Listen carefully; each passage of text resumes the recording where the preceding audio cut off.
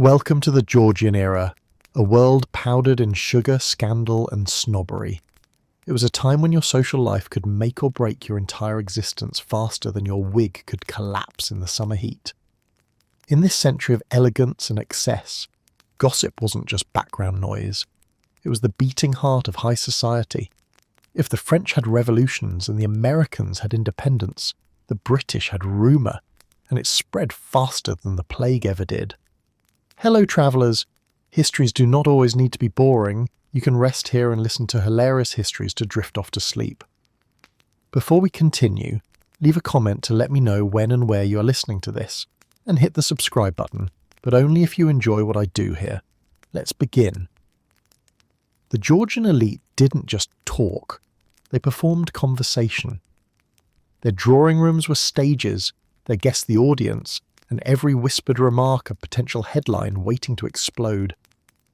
You see, in a world without smartphones or tabloids, humans found a way to keep themselves entertained by turning everyone else's life into a full-blown drama series. The setting: polished mahogany floors, chandeliers sparkling like gilt, and a punch bowl large enough to drown your reputation in. Politeness was an art form, but it came with teeth. The same lady who complimented your gown might quietly tell her friend that you wore it twice this season. The Georgian upper class lived in a fragile ecosystem of grace and gossip, where social survival depended on appearing respectable while ensuring everyone else looked mildly scandalous. Because, let's face it, gossip was free entertainment in an age when fun usually involved embroidery, candle-lit dinners, and wondering whether your rouge contained lead. It united the bored, divided the ambitious, and occasionally toppled the powerful. Behind every fluttering fan and raised eyebrow was the unspoken thrill of knowing something you weren't supposed to. In Georgian Britain, wealth wasn't enough. You had to be known, and preferably discussed. Reputation acted like a fluctuating currency, traded through whispers, dinners, and carefully crafted letters. A flattering rumour could lift your social standing overnight. A nasty one could exile you faster than an unpaid gambling debt. High society gatherings, the so-called assemblies, were less about dancing and more about reconnaissance. While violins played, reputations trembled. One misstep, one ill-timed glance, or one faintly suspicious carriage ride could fuel a week's worth of drawing-room dissection. The irony: many of the most moralistic gossips were the ones with the dirtiest secrets. They discussed virtue the same way they discussed fashion, loudly often, and while quietly undermining it. And so gossip became a system, a currency. You offered a little rumour here, earned a little credibility there. The clever ones didn't just survive it, they thrived in it. Georgian gossip was a subtle sport. The goal wasn't truth, but triumph. Winning meant being talked about without being destroyed in the process. It was a dance of daggers performed in lace gloves. Of course, no gossip could exist without a setting, and that setting was the drawing room. Picture it: soft light, expensive furniture, and teacups trembling with anticipation, and occasionally gin. While the men swaggered through smoky coffee houses debating politics, the women transformed tea into an Olympic event of rumour exchange. Tea itself was an imported luxury, warm, exotic, and scandalously expensive, which meant every sip came with status. But for the Georgian elite, it wasn't the tea that mattered. It was the conversation brewed alongside it. Who was seen with whom? Who fainted suspiciously near Lord So-and-so? Who had the audacity to wear last season's lace? There were hierarchies in everything, even in gossip. A hostess's reputation depended on the quality of scandal her guests could produce. A dull gathering devoid of juicy whispers was a social failure. The greatest insult of the age wasn't to be disliked, it was to be ignored. By the mid-1700s, Britain's obsession with conversation had become legendary.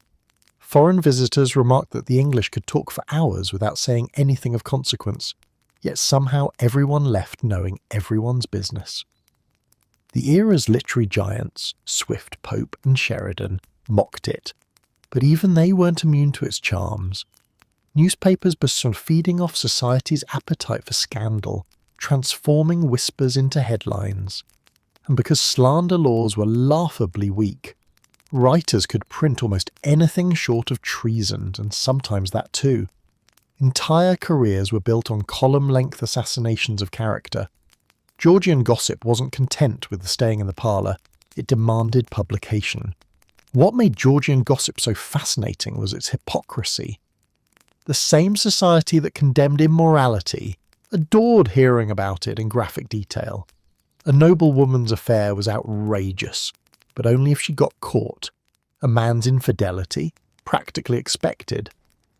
The moral outrage wasn't over what people did, but how well they hid it. People pretended to be shocked by scandal, while secretly hoping for more. The Georgian era was, after all, a delicate balance between propriety and performance. The entire system depended on pretending to disapprove of the very thing everyone enjoyed. By the dawn of the 19th century, gossip had become the invisible hand guiding Georgian society.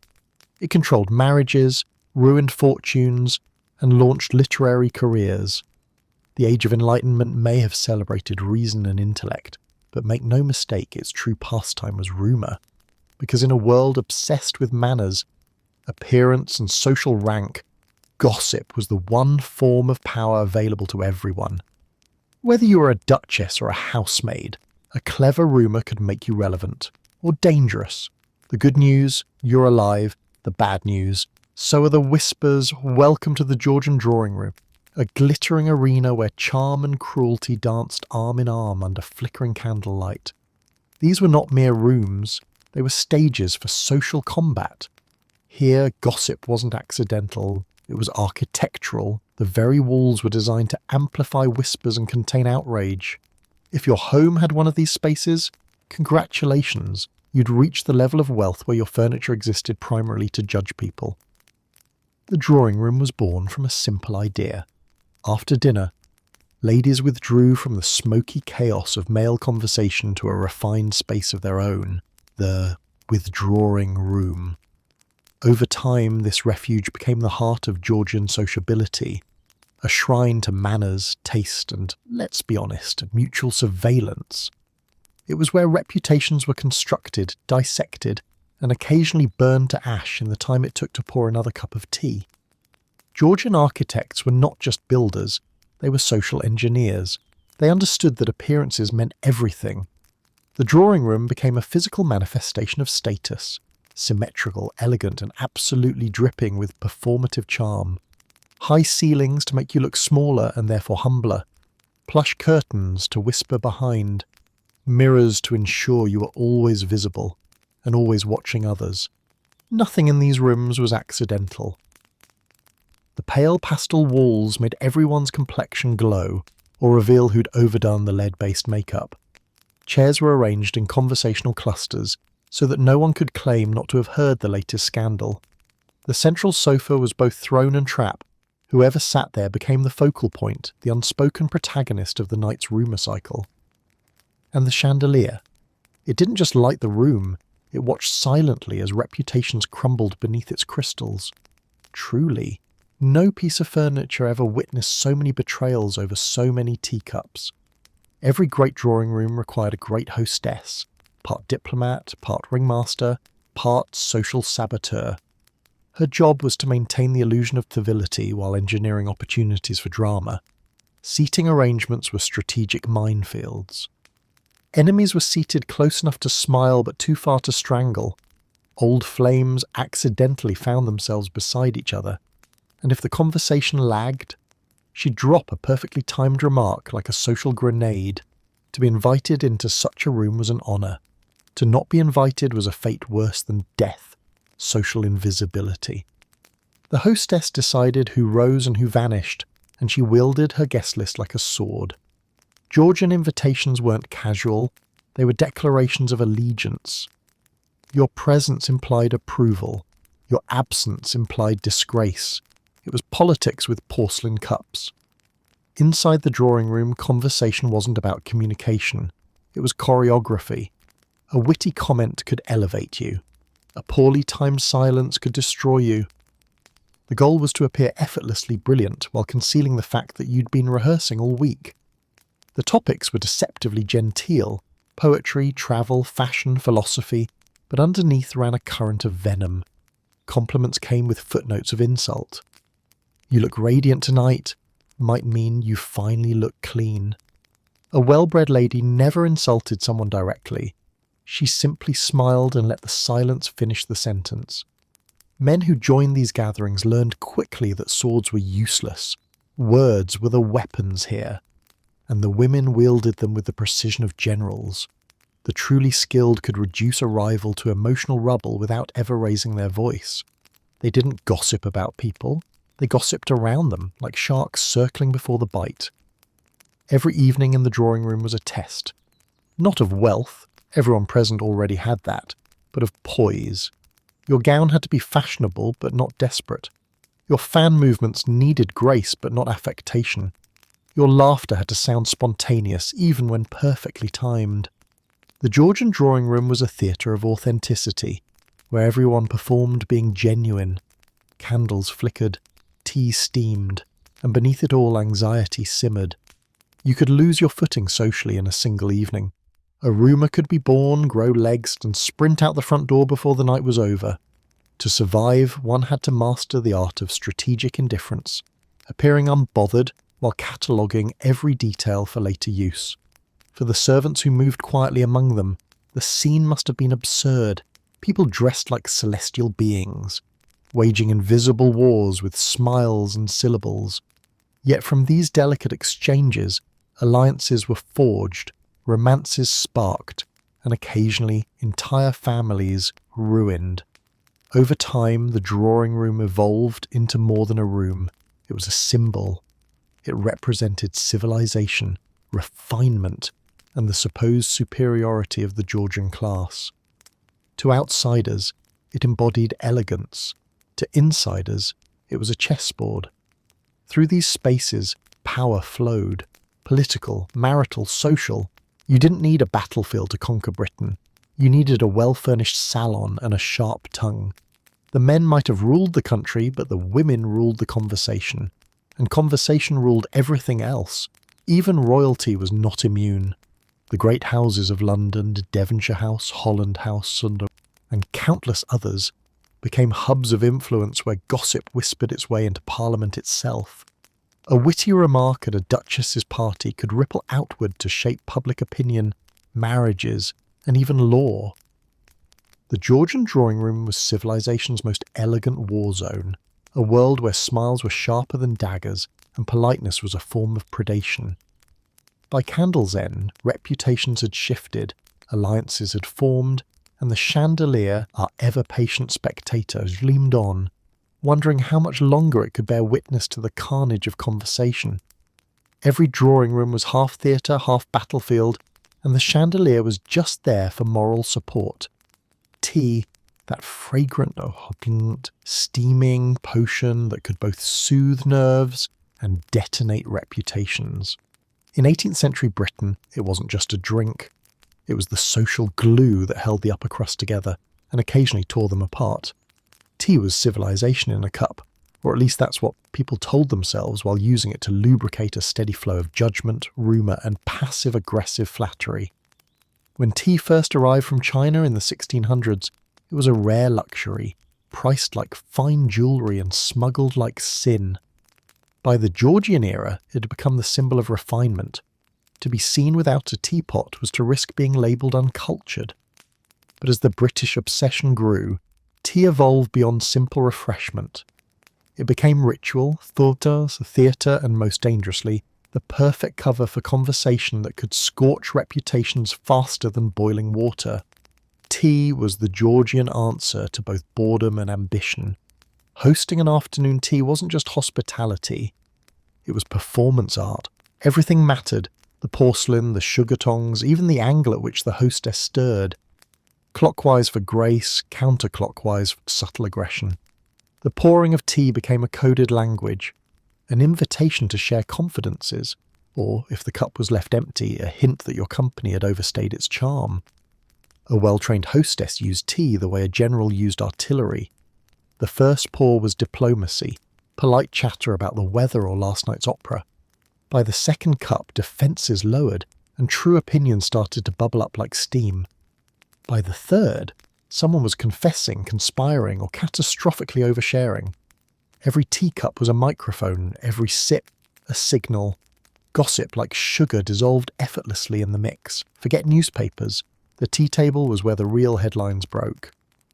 Each afternoon, across Britain's parlours, dining rooms and drawing rooms, the nation's unofficial press corps gathered in silk and satin to trade the latest exclusive reports. Who had been seen at Vauxhall Gardens with the wrong companion? Whose coach broke down outside a suspicious house? Who had acquired a mysterious illness that suspiciously resembled pregnancy? These sessions could shape a reputation faster than any printer's press. Tea gave scandal a polite setting, a sense of domestic safety that made treachery taste civilized. The irony was delicious. A drink imported from China, sweetened by Caribbean sugar, and poured from European porcelain had become Britain's most potent weapon of social warfare. Men liked to pretend gossip was a feminine vice. But the truth was, they were just as hooked. They simply had their own version at coffee houses. The difference? The women's tea tables were quieter, sharper, and infinitely more effective. While men shouted politics, women dismantled people calmly, elegantly, with scones. By the mid-1700s, tea wasn't just a pastime, it was a national addiction. Entire fortunes were drained to sustain it. The East India Company flooded the market, smugglers risked their lives to supply it cheaply, and moralists warned that the British soul was dissolving in the teapot. Even Parliament got involved, imposing crushing taxes that turned the nation into a smuggler's paradise. The rich bought imported blends by the pound. The poor risked imprisonment for counterfeiting leaves with crushed ash, bark, and occasionally sheep dung. But in the drawing rooms of the wealthy, tea remained untouchable, both sacred and scandalous. Refusing a cup was social suicide. Accepting one was an unspoken contract to participate in the great national pastime of polite destruction. It was also gendered power. Tea culture was one of the few realms women completely dominated. Men might rule the government, but women ruled the teapots, and with them the flow of information. A sharp hostess could make or unmake reputations with a single afternoon of refreshments. Power, it turned out, could be brewed. The ritual of tea came with its own unspoken choreography. The correct way to hold a cup delicately, never through the handle like a barbarian. The proper posture, upright but not rigid. The art of conversation, lively, never loud. Beneath the manners simmered a culture of scrutiny. Every gesture was interpreted, every silence noted. And oh, the sugar! Sweetness was symbolic. Offering more than 2 lumps implied affection. Refusing any meant moral superiority. Even the clink of spoon against porcelain could suggest annoyance. Georgian society spoke an entire dialect of social cues, and tea was its grammar. Every element of the ritual was about control, over the setting, over appearances, and over others. The Georgian elite lived in fear of impropriety, but craved the thrill of hearing about it secondhand. So they stirred their cups, nodded sympathetically, and passed judgment as smoothly as cream.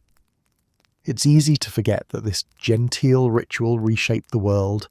Tea's popularity drove trade routes, colonial expansion, and the British Empire's thirst for dominance, both literal and metaphorical. It created fortunes, justified wars, and destroyed economies. The polite sound of teaspoons against china was the soundtrack of empire building. Every sip had a cost, in silver, in sugar, in stolen labour, but that didn't stop anyone from indulging. In Georgian parlours, the global became personal. An empire's blood, sweat, and spice all distilled into one dainty porcelain cup of intrigue. By evening's end, the tea had cooled, but the stories remained hot. Empty cups, full hearts, and ruined reputations, that was the Georgian formula. The tea table was civilization's most delicate battlefield, and every hostess fancied herself a general. One cup of tea held 5 calories and 500 secrets, and no one ever left the table the same person they were when they sat down. Before the Georgian era, gossip was an art of proximity, traded over tea, murmured behind fans, whispered in candlelight. But by the mid-18th century, the British public decided whispering was inefficient. Why keep secrets private when you could mass-produce them? Welcome to the age of ink-stained scandal, when gossip escaped the drawing room, ran down Fleet Street and never looked back. The Georgian press revolution didn't just inform people, it inflamed them. News was no longer the solemn record of events. It was a sport, a spectacle, and often a complete fabrication. The country became addicted to scandal in print the way it was addicted to sugar in tea. The only difference? Ink had fewer calories but ruined far more lives. By the 1700s, London was bursting with print. Every street corner had a hawker shouting headlines. Every coffeehouse table littered with broadsheets. The public's appetite for gossip had become bottomless. Who had insulted the king? Which lord had lost his fortune? Which duchess had been seen with someone not her husband? Or worse, someone unfashionable? Newspapers like the Morning Chronicle and the Daily Current covered politics and war, but readers devoured the human interest stories, the scandals, duels, affairs, and disgraceful fashion choices of the elite. And when the real stories ran dry, pamphleteers simply invented new ones. Printing presses became rumour machines. Some stories were written by political rivals, others were penned by bitter ex-lovers, failed poets, or opportunists who realised that the truth was the least profitable option. Because why risk whispering when you can libel someone in print? Pamphlets were the social media posts of their time, short, cheap, and devastatingly effective. They could be printed overnight, passed hand to hand and devoured by morning. Every scandal had a pamphlet. Every pamphlet had a rival pamphlet calling it lies. And every retraction was just a clever way to repeat the gossip louder. It was chaos, inked in elegant fonts. Political factions weaponised the press to destroy opponents. The Whigs and Tories didn't just argue in Parliament. They hurled printed insults at each other like grenades. A well-timed pamphlet could ruin a man's career, sink an election, or trigger a duel. And because slander laws were vague and enforcement laughable, almost no one was safe, not even royalty. The public adored it. Newspapers were cheap, scandal was free, and outrage was the national mood. The line between information and entertainment vanished beneath a pile of pamphlets. If pamphlets were the swords of the press, satire was the scalpel. Georgian writers like Jonathan Swift and Alexander Pope perfected the art of insult disguised as intellect. Their verses skewered vanity, hypocrisy, and corruption, all while pretending to uphold virtue. Reading satire was both a moral duty and a guilty pleasure. Then came the caricaturists, James Gilray, Thomas Rowlandson, and George Cruikshank, artists who turned gossip into visual mayhem. Their prints, plastered in shop windows, showed politicians with animal heads, bishops in compromising positions, and the Prince Regent looking like a balloon in breeches. These prints were the Georgian equivalent of viral memes, except you could buy them, frame them, and hang them in your parlour as conversation starters. Caricatures didn't whisper, they screamed. And the louder they got, the more they sold. The explosion of print changed the British relationship with scandal forever.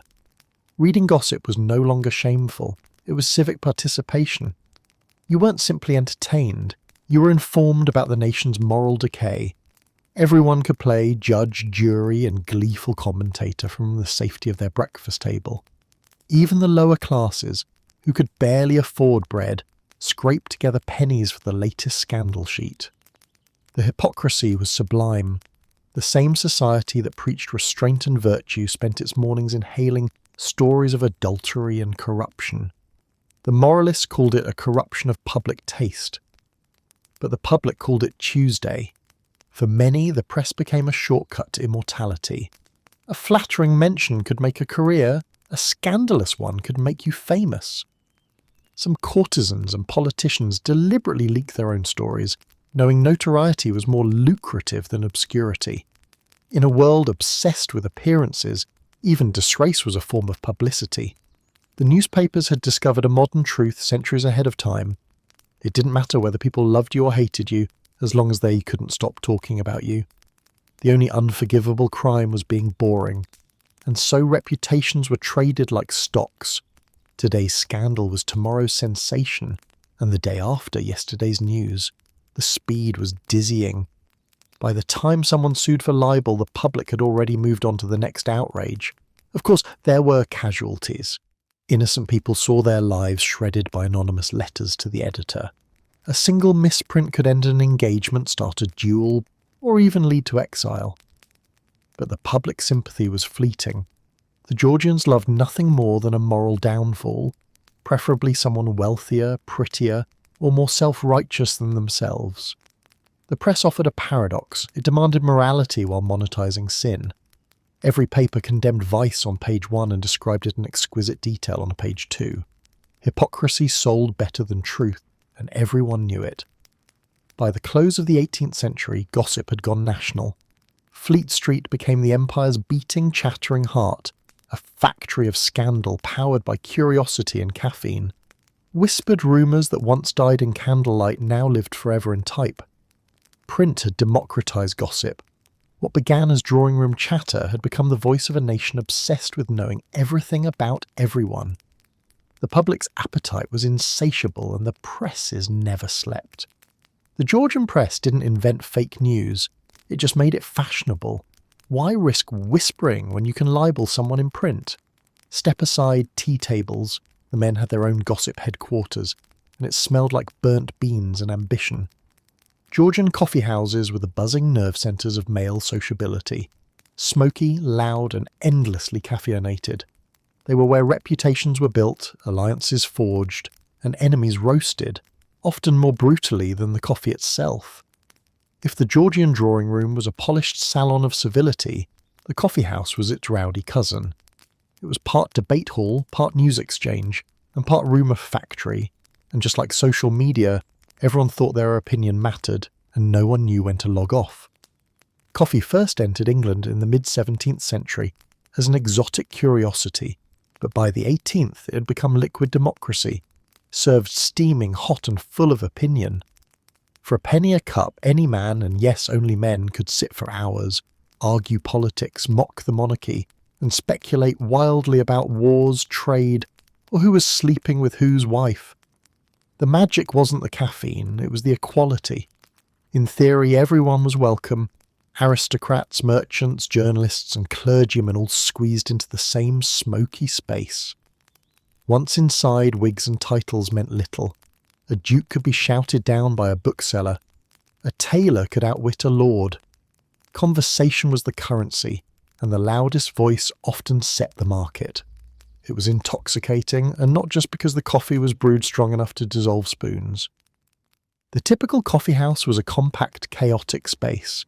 Wooden tables, benches, and the perpetual clatter of cups and debate. The air was thick with pipe smoke, the sound of quills scratching, and the occasional shouting match about politics or poetry. Each establishment had its own flavour of clientele. Lloyd's Coffee House drew merchants and ship owners, and eventually became Lloyd's of London, the insurance giant. Jonathan's attracted stockbrokers. Will's was the haunt of writers and poets. St. James's became the playground of the fashionable elite. In other words, you didn't pick a coffee house for the brew, you picked it for the gossip demographic. Every table was a newsfeed, every overheard conversation a retweet waiting to happen. Despite the noise, there was order, or at least an attempt at it. Most coffee houses operated under what they called penny universities, where the price of admission bought you access to the latest ideas and debates. Discussion was encouraged, dueling was discouraged, at least indoors. But the men who frequented these places weren't there purely for enlightenment. They came for entertainment and often for confrontation. Heated political arguments were common, and so were theatrical reconciliations over another pot of bitter brew. Ego steamed as much as the coffee. Wits clashed like A clever remark could make you famous. A foolish one could follow you for weeks. Some regulars developed reputations as characters, the kind of men who pontificated on every subject from foreign policy to why their neighbour's hat was immoral. One contemporary observer described the atmosphere best: a place where men go to be seen, to be heard, yea, and to be wrong loudly. Coffee houses were often described as the internet of the Enlightenment, and not without reason. They were information hubs where newspapers were shared, letters read aloud, and gossip spread faster than the ink dried. In an age before mass media, this was how news travelled, one overheated man at a time. But the boundary between fact and fabrication was as blurry as the steam on the windows. A rumour about a royal affair or a military blunder could start in a coffee house and end up influencing national sentiment by sundown. The government quickly realised that these caffeine dens were dangerous, not for their beverages, but for their ideas. King Charles II himself once described coffee houses as places where the disaffected meet and spread scandal concerning the conduct of His Majesty, which, translated from royal speech, meant they're making memes about me. The male ego, properly caffeinated, was a formidable weapon. Insults flew with more frequency than sugar cubes. Politicians mocked poets, poets mocked philosophers, and everyone mocked the French. Some wits turned this verbal combat into an art form, like Alexander Pope, who sharpened his pen in coffeehouse debates before unleashing it in verse. Reputation was everything. One sharp-tongued remark overheard at Button's coffee house could echo through London by nightfall. The gossip was brutal, the tone performative, and the crowd unforgiving. A poorly phrased joke could earn you ridicule. A brilliant quip could earn you immortality. It was essentially stand-up comedy for people in powdered wigs. Beyond the banter, coffee houses were engines of commerce and influence. Contracts were signed, newspapers launched, and revolutions quietly brainstormed between sips. The first insurance deals, the earliest stock exchanges, even the foundations of political journalism, all were brewed here. Politicians monitored the gossip circulating through these smoky rooms. Some even hired coffeehouse spies to listen in on conversations, gauging public opinion before elections. Public sentiment was no longer confined to elite circles. It percolated through the streets, cup by cup. The irony? While women ruled the empire of tea, men created their own empire of talk, just as vain, just as vicious, and twice as loud. By the end of the 18th century, the coffeehouse scene began to fade. Private clubs took over, offering exclusivity and cleaner cups, but the legacy of the Georgian coffeehouse endured. It had democratized conversation, birthed modern journalism, and proved that men were just as addicted to gossip as the women they mocked for it. And in many ways, it never died. It simply moved online. The spirit of the Georgian coffeehouse lives in every comment section, every political thread, and every ill-advised argument at 2 a.m. Welcome to 18th century Twitter, but with worse hygiene and more caffeine. In Georgian Britain, survival wasn't about strength, honour, or even wealth. It was about connections. The social ladder wasn't climbed, it was conquered through charm, cunning, and a well-timed whisper. This was an age where a smile could open doors, a rumour could shut them, and your entire future could hinge on whether a duchess remembered your name at supper. Forget swords and soldiers. The Georgian battlefield was the ballroom, and the casualties were reputations. Social climbing was the era's most fashionable sport, one with no official rulebook, but plenty of casualties. Everyone played, from minor gentry trying to catch the eye of a noble, to merchants desperate to scrub the scent of trade off their fortunes. Aristocracy wasn't just about birthright anymore. It was about presentation. London was the heart of this grand performance, a city where wealth was new, titles were old, yea, and everyone wanted what the other had. The Ton, polite society's self-appointed elite, operated like a closed club. You could join, but only if you knew which scandals to reference and which to pretend never happened. It wasn't enough to be rich. You had to be fashionably known. and the quickest route to recognition was a well-placed piece of gossip. Networking meant knowing who was cheating on whom and with which cousin. In the Georgian social ecosystem, gossip wasn't idle chatter, it was diplomacy. A clever rumour could elevate you, a misplaced one could end you. The ambitious learned early that gossip worked best when wrapped in compliments. You didn't simply say Lady Pembroke is scandalous. You sighed and murmured, "Poor Lady Pembroke. She simply doesn't know how to control her passions."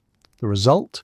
Sympathy for you, suspicion for her, and an invitation to supper because you speak with such honesty. Whispering became an art form, precise, performative, and deadly. Those who mastered it rose swiftly. Those who didn't usually retired to the countryside to recover from the season, which, in Georgian terms, meant social exile. Marriage wasn't just romance, it was strategy, politics, and occasionally mild despair. For ambitious social climbers, a good match was the ultimate promotion. Every ball was a job fair disguised as a flirtation. The waltz was less about rhythm and more about reconnaissance. A rich widow might angle for a title. A penniless lord might seek a dowry large enough to rebuild his crumbling estate and pay off his gambling debts. Love rarely entered the equation. As one Georgian diarist put it, marriage is but the exchange of names and nerves. Behind every engagement announcement in the Morning Post was a flurry of whispered negotiations and quiet manipulations. Mothers acted as campaign managers, fathers as financiers, and the suitor as the smiling product to be sold. And if the match didn't happen naturally, a little rumour could speed things along, or ruin the competition. In a society obsessed with appearances, being seen mattered almost as much as being moral, arguably more. The season's endless parties, operas and masquerades weren't just entertainment, they were marketing campaigns. If you weren't invited, you didn't exist.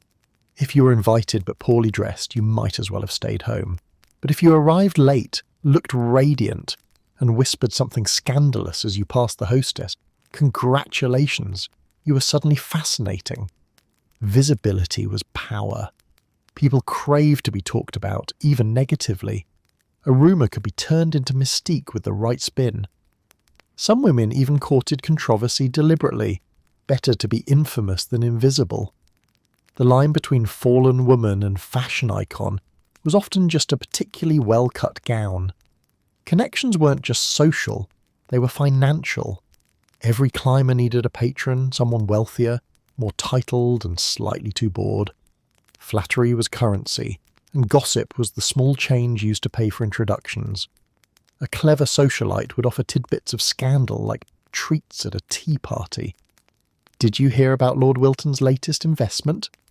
You simply must meet Lady Crawford. Her parties are divine, if a touch unchaotic. Each word built alliances. Each nod cemented position. Gossip was the lubricant that kept the great machine of patronage running smoothly. And occasionally, sir, the machine exploded. For every successful climber who rose glittering into the stratosphere, there was someone tumbling spectacularly down. Scandals were volatile, easily lit, impossible to control.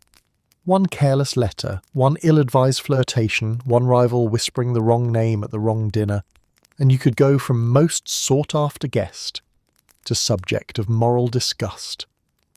The same gossip that carried you upward could drag you to ruin.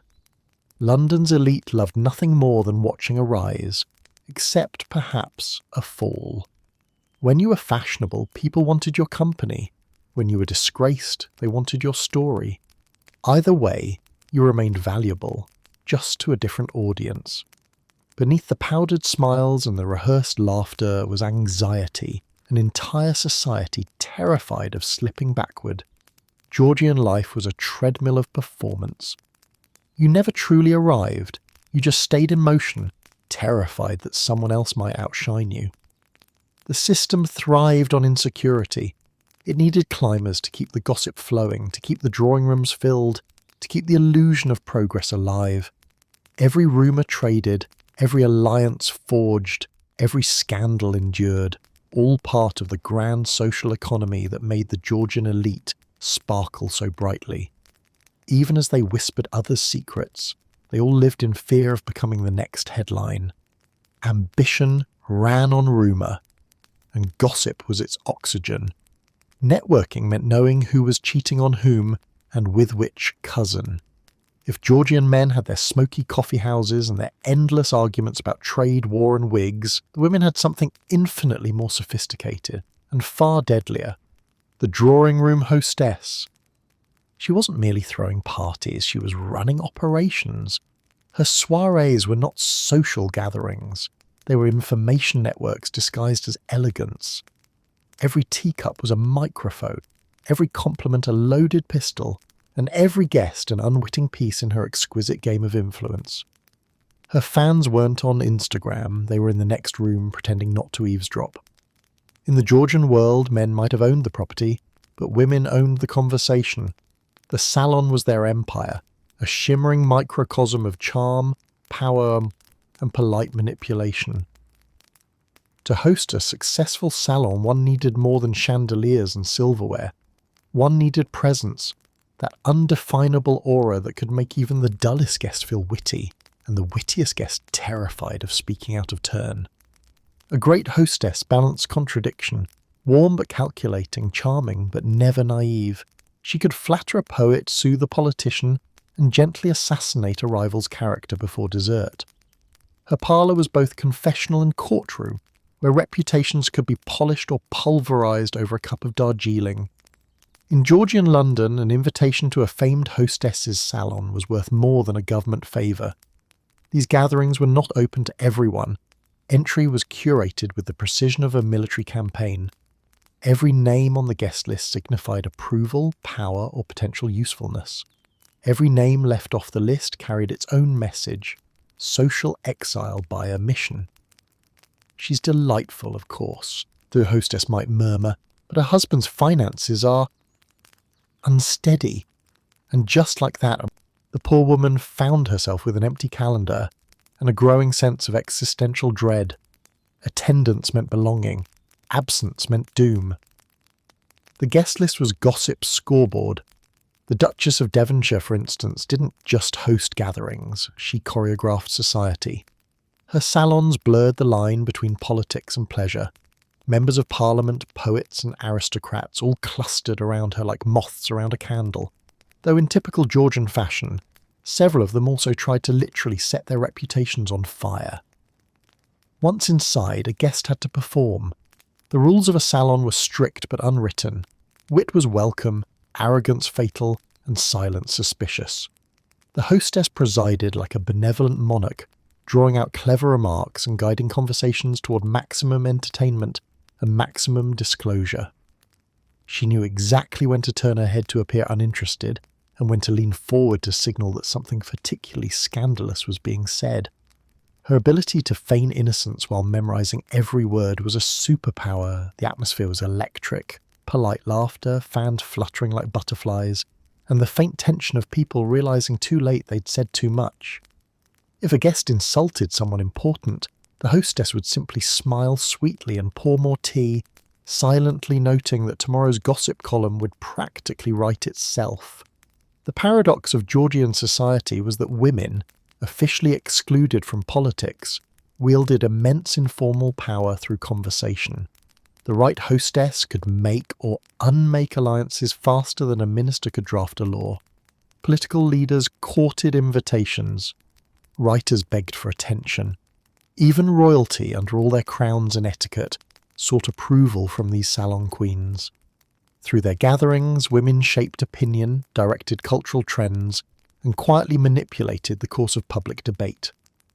They were political influencers before politics admitted them. Their drawing rooms were miniature parliaments where fashion, philosophy, and scandal merged seamlessly.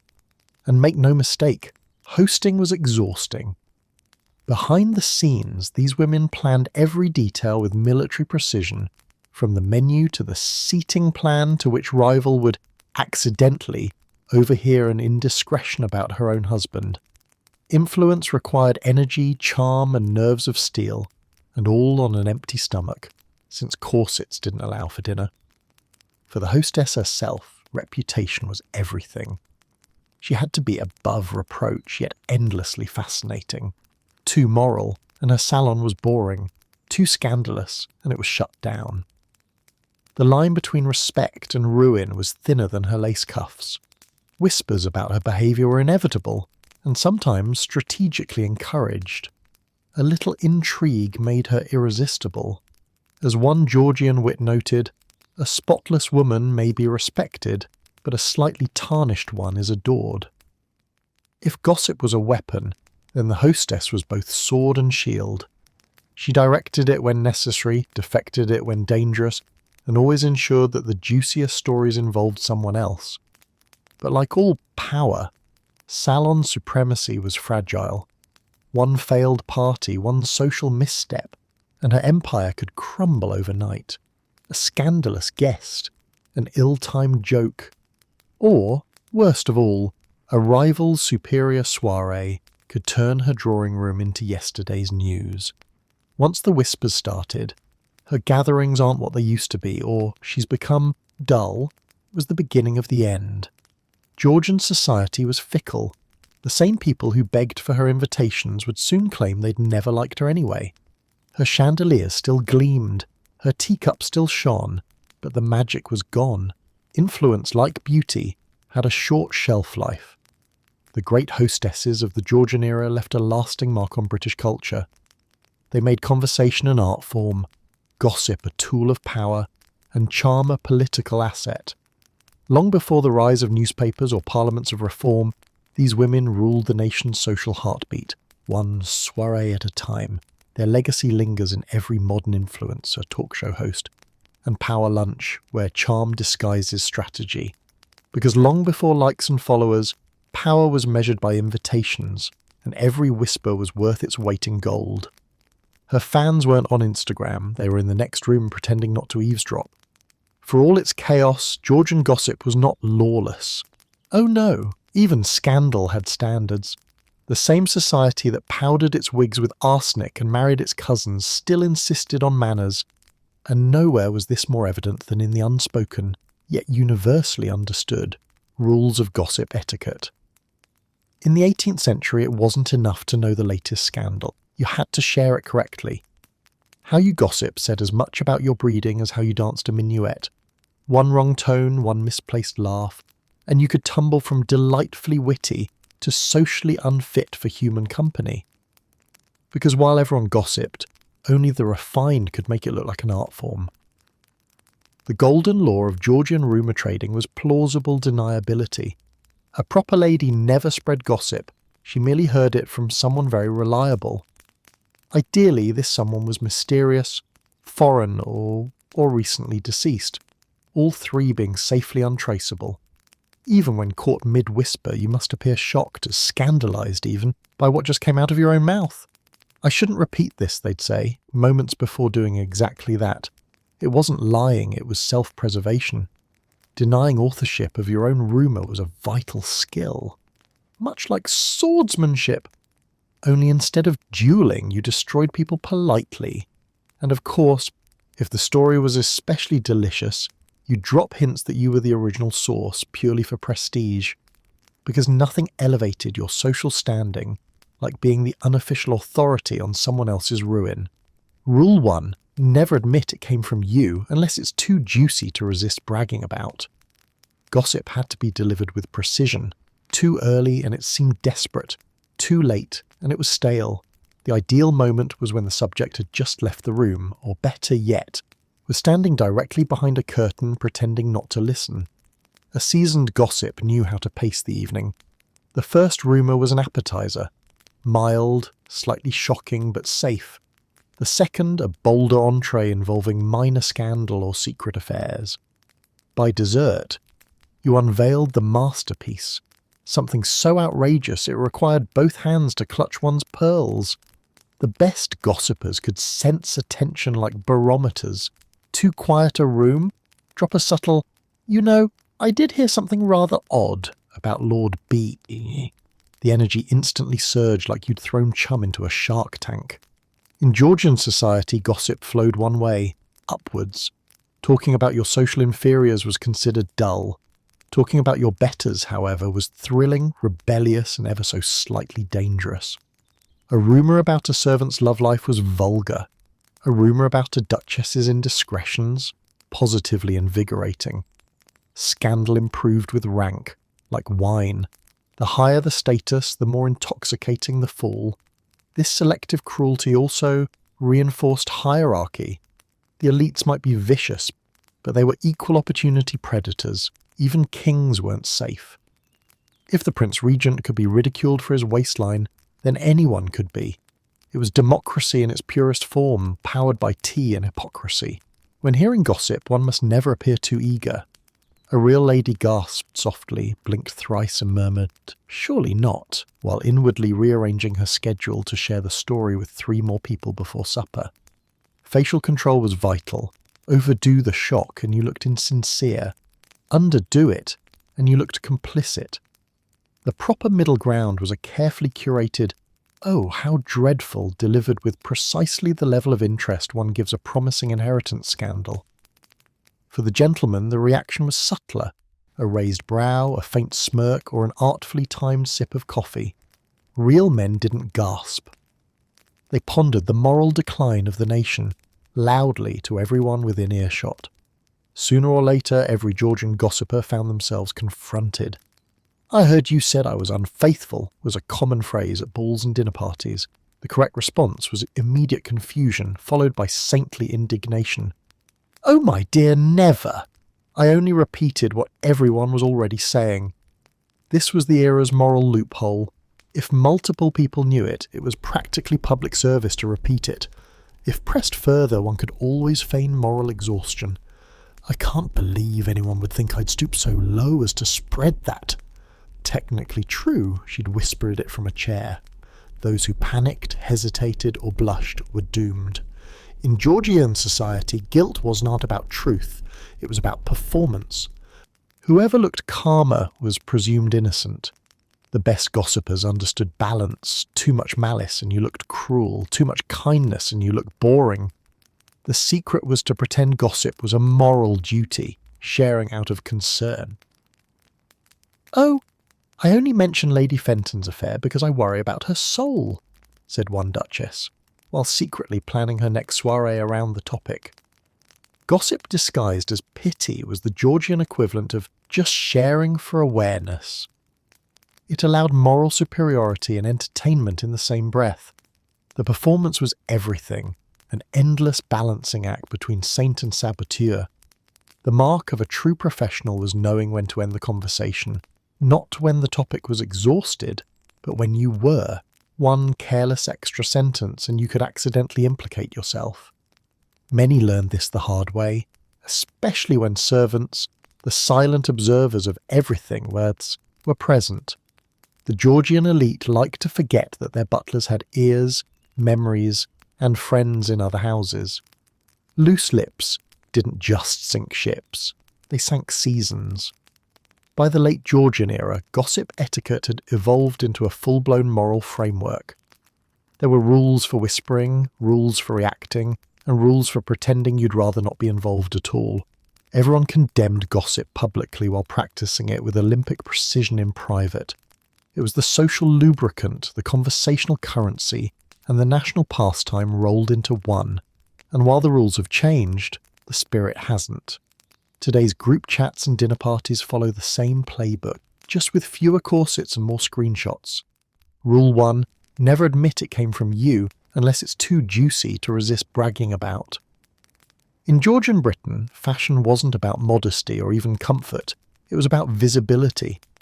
Every gown, wig and beauty patch was a weapon in the endless war for attention. The goal wasn't just to look good, it was to look discussed. Clothes weren't worn, they were performed.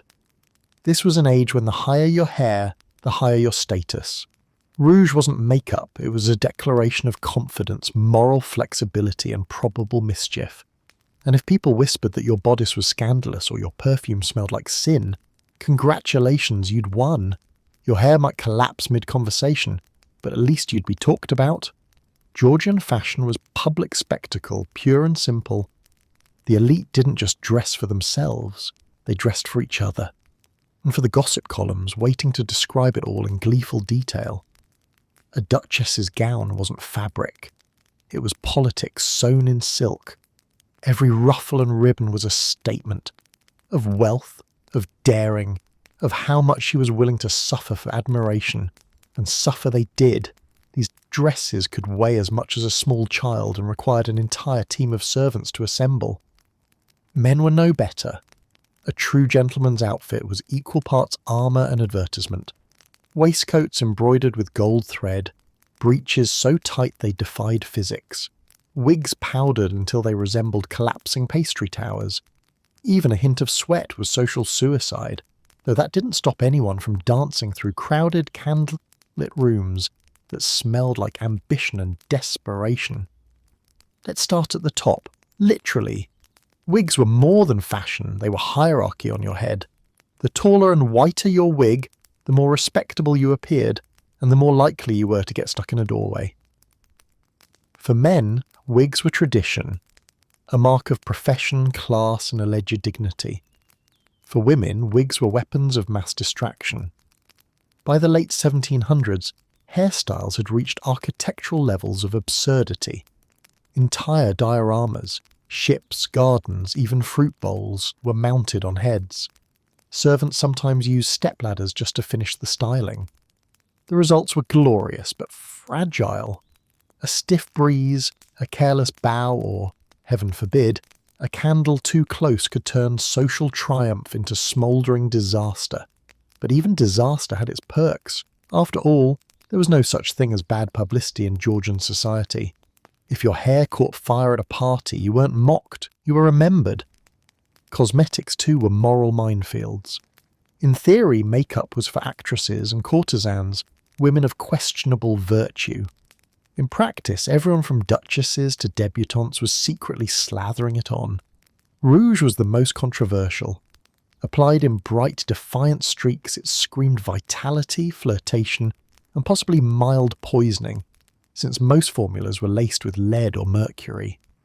Pale faces and scarlet cheeks became the beauty standard, even as moralists ranted that rouge was the devil's war paint.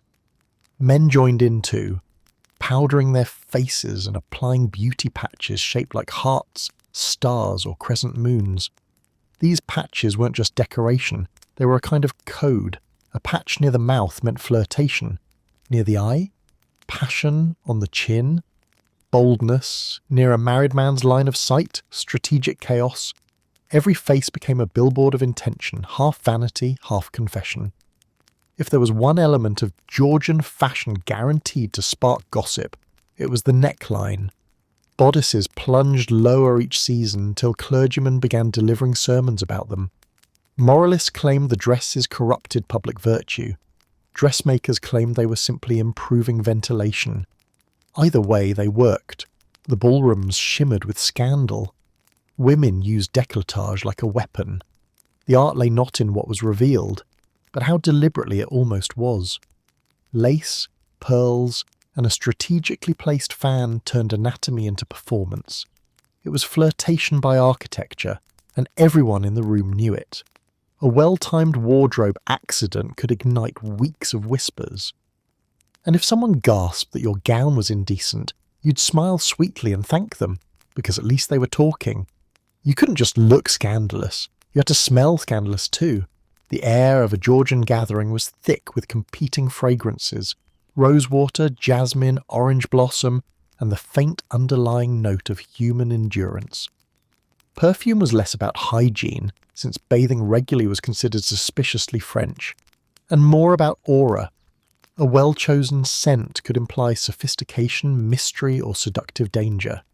Too strong, though, and you risk smelling like an apothecary explosion. A fate that befell many enthusiastic newcomers to society.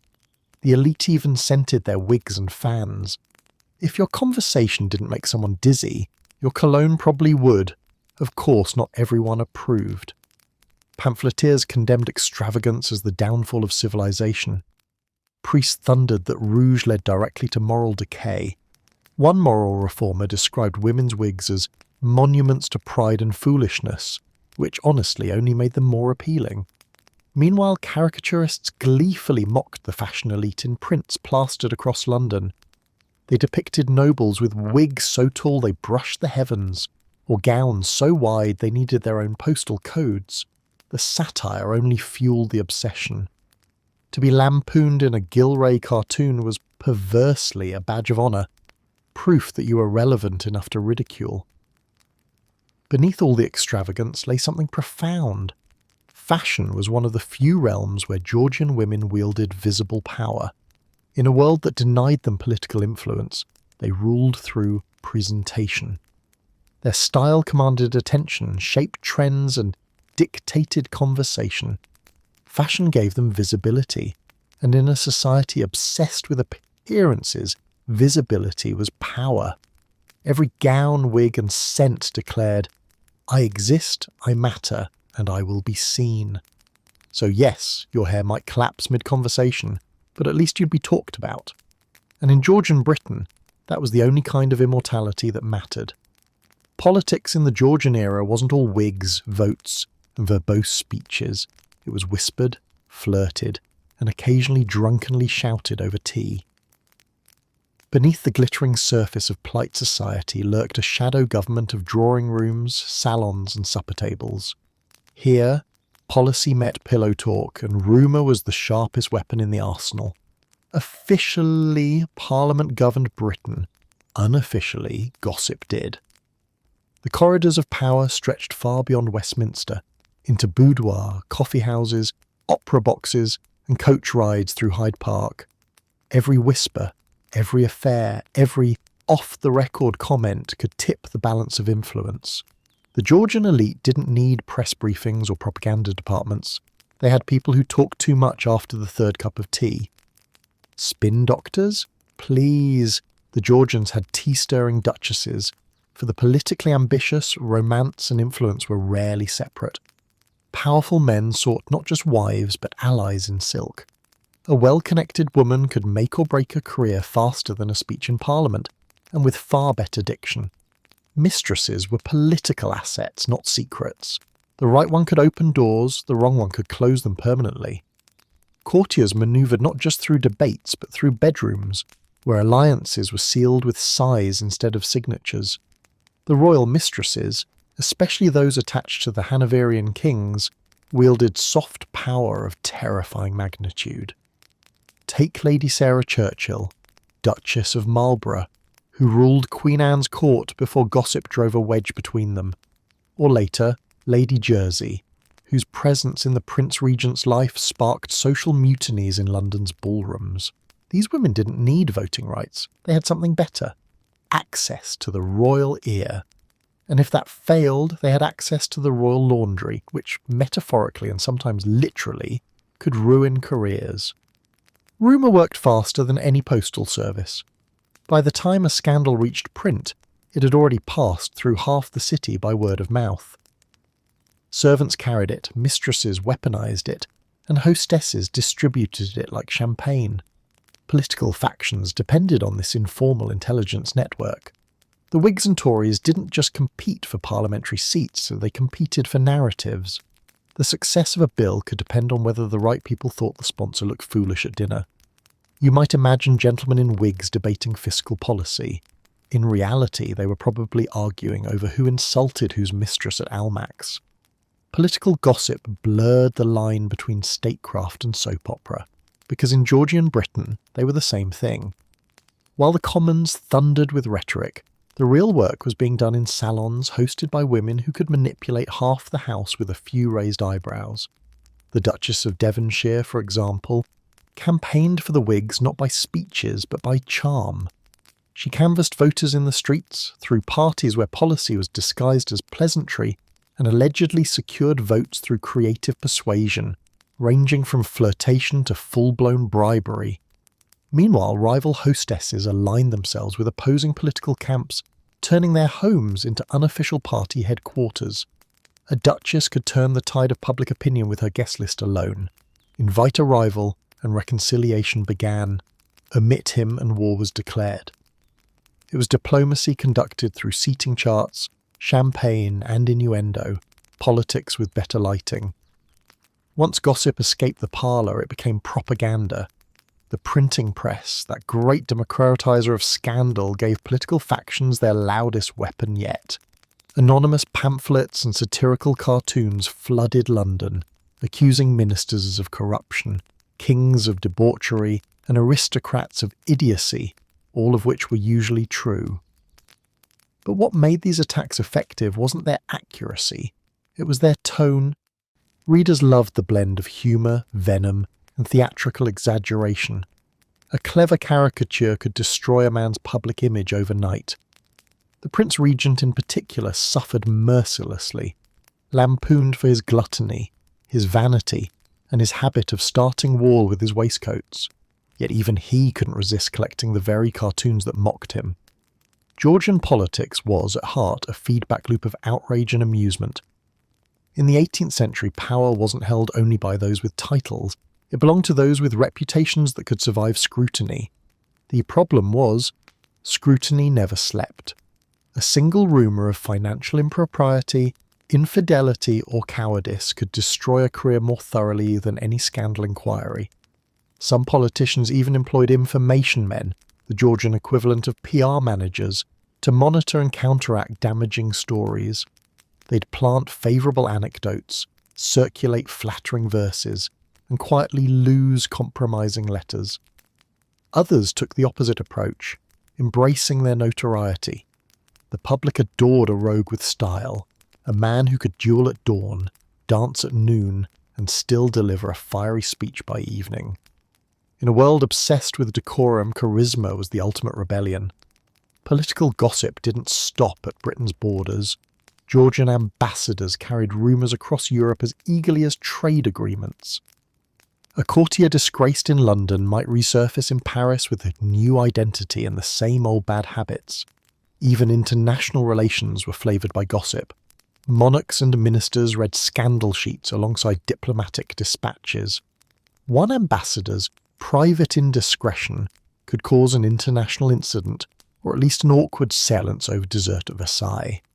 The Georgian Empire might have spanned continents, but its true web of influence was spun in rumour. By the dawn of the 19th century, gossip had become institutionalised. The soft machinery behind the hard mechanics of politics. It shaped elections, toppled governments, and immortalised fools. For all their pomp and patriotism, the Georgians understood that information was power, and that whispered information was the most dangerous kind of all. Today we call it media strategy. Back then it was just Tuesday tea with the Duchess. Spin doctors, please. The Georgians had tea-stirring duchesses. Before Twitter threads, Instagram memes, or late-night talk shows, there was the Georgian print shop window, the beating ink-stained heart of public mockery. In an era addicted to gossip, satire became its most devastating delivery system. Forget private whispers over tea. Now your scandal could be engraved, hand-coloured, and sold by the hundreds before breakfast. Caricaturists like James Gilray, Thomas Rowlandson, and George Cruikshank didn't just draw pictures. They painted reputations, and sometimes erased them.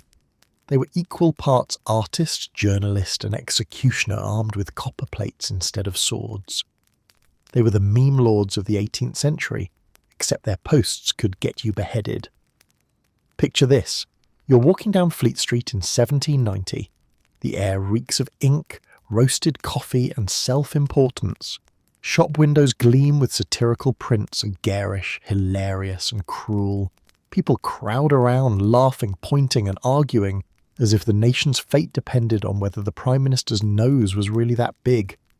These prints were the social media of their time, public, viral, and impossible to ignore. For a shilling or two, you could buy the latest gossip in visual form, a politician as a pig, a duchess as a drunken peacock, or the Prince Regent as an overstuffed pudding in tights, a recurring fan favourite. Londoners gathered daily to consume these illustrated scandals, the way we scroll endlessly now. Each print came with its own caption, witty, biting, and often scandalously specific. The result? A culture where humour and humiliation were inseparable, and public figures lived in terror of the next release. No one wielded satire like James Gilray, the undisputed master of political caricature. With his needle and acid, he turned gossip into warfare. His prints didn't just ridicule, they obliterated. Gilray's imagination was viciously inventive. He depicted Prime Minister William Pitt the Younger as a demonic tyrant, Napoleon as a tiny lunatic gnawing at Europe, and the Prince Regent as a bloated glutton too busy stuffing his face to rule. The accuracy was debatable, but the effect was undeniable. Politicians dreaded his work, but couldn't resist buying it. Even the victims collected copies, just to see how spectacularly they'd been insulted this time. It was a toxic love affair between power and mockery. The elites couldn't live without Gilray, but every new print made them wish they could. He once said that his goal was to lash the vices and follies of the age. Translation: to make everyone in London simultaneously laugh and check if they had been drawn naked somewhere. If Gilray was the assassin, Thomas Rowlandson was the sociologist with a wicked grin. His prints captured the full panorama of Georgian life, from bawdy taverns to aristocratic parties, where the high and low classes mirrored each other's vices with equal enthusiasm. Rowlandson's art was colourful, chaotic, and deeply human. He skewered everyone, the pious preacher, the lazy servant, the corrupt official, and did it with the gleeful energy of a man who understood that morality was relative and hypocrisy universal. His work didn't just illustrate gossip, it democratized it. Anyone could recognize the faces, laugh at the jokes, and participate in the national pastime of mockery. If you couldn't afford to attend a duchess's ball, you could at least buy a Rowlandson print of it, complete with unflattering exaggerations and the occasional wardrobe malfunction. Satire was not only an art form, but a thriving industry. Print sellers like Hannah Humphrey, Gilray's publisher and rumoured companion, turned scandal into steady profit. Her shop on St James's Street became a cultural landmark, where gentlemen in powdered wigs jostled with servants, all united by the desire to see someone more important than themselves humiliated in technicolor. Prints sold fast, especially if they were banned. The government occasionally tried to suppress the most obscene or politically dangerous works, but censorship only made them more desirable. Some caricatures circulated underground, passed secretly like contraband love letters between those with a taste for forbidden laughter. It was capitalism at its most gleefully indecent, supply, demand, and schadenfreude. These caricatures didn't just entertain, they influenced. A single image could change public perception overnight. A minister shown as a bloated leech or a royal portrayed as a drunk could undo years of careful reputation building. In a society obsessed with appearances, being reduced to a grotesque cartoon was social death. Yet people couldn't look away. The more offensive the print, the faster it sold. Georgian Londoners had the same moral relationship with satire that modern audiences have with tabloid journalism, disgusted but refreshingly entertained. Some prints were so cutting they sparked duels, others prompted new laws. Yet the artist kept drawing, protected by humour and public affection. After all, laughter was the only shield sharper than steel. Naturally, the upper classes despised being mocked, but only when they were the subject. Many who publicly decried the indecency of caricature also owned private collections of the very prints that insulted them.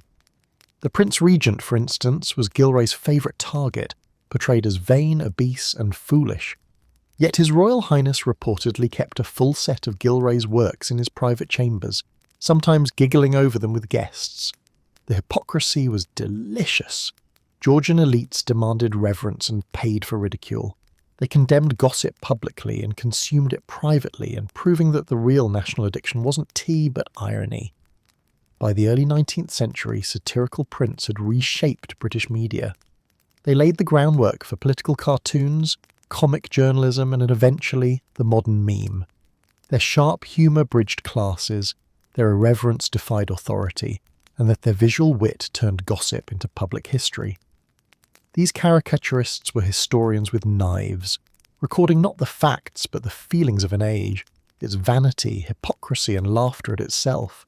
They mocked the mighty, immortalized the foolish, and made the whole empire laugh through gritted teeth. Their legacy still echoes today, every time a cartoon punctures a politician's ego or a meme turns power into parody. The Georgian artists walked so the internet could run, and tripped spectacularly. They were the meme lords of the 18th century, except their posts could get you beheaded.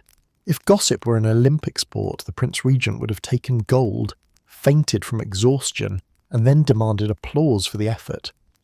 The man who would one day become King George IV wasn't merely a participant in Georgian scandal, he was its living, breathing embodiment. Every meal, mistress, and tailor's bill was a headline waiting to happen. He didn't start scandals, he was the scandal. While his father, George III, tried to run a respectable monarchy between bouts of mental instability, his son decided to treat the throne like an open bar. From the 1780s onward, the young Prince of Wales built his reputation as Britain's most extravagant man, and possibly its most entertaining catastrophe. George Augustus Frederick entered the world in 1762 already wrapped in privilege, lace, and unrealistic expectations. As heir to the throne, he was meant to represent royal dignity. Instead, he represented what happens when you give a man endless money, no self-control, and an 18th century tabloid culture desperate for content. By his 20s, the prince had transformed from promising young royal to full-time spectacle. London's rumour mills couldn't get enough of him. His debts were epic, his appetites legendary, and his love life read like a novel that should have been banned by the church. Every public appearance sparked a new wave of gossip. The public didn't merely follow his exploits, they relied on them for entertainment. For the bored masses of Georgian Britain, the Prince Regent was what reality television would one day become: chaotic, wasteful, and impossible to look away from. George wasn't content to be a monarch in waiting, he had to be a style icon. He practically invented the concept of celebrity fashion. He commissioned the finest tailors, owned hundreds of waistcoats, and reportedly spent hours deciding which shoes matched his personality that morning. His friend and personal fashion guru, Beau Brummel, turned him into the peacock-in-chief of England. Together, they made London the capital of dandyism, a cult of perfection in dress and manner that turned self-obsession into elegance. Unfortunately, while Brummel had restraint, George had none.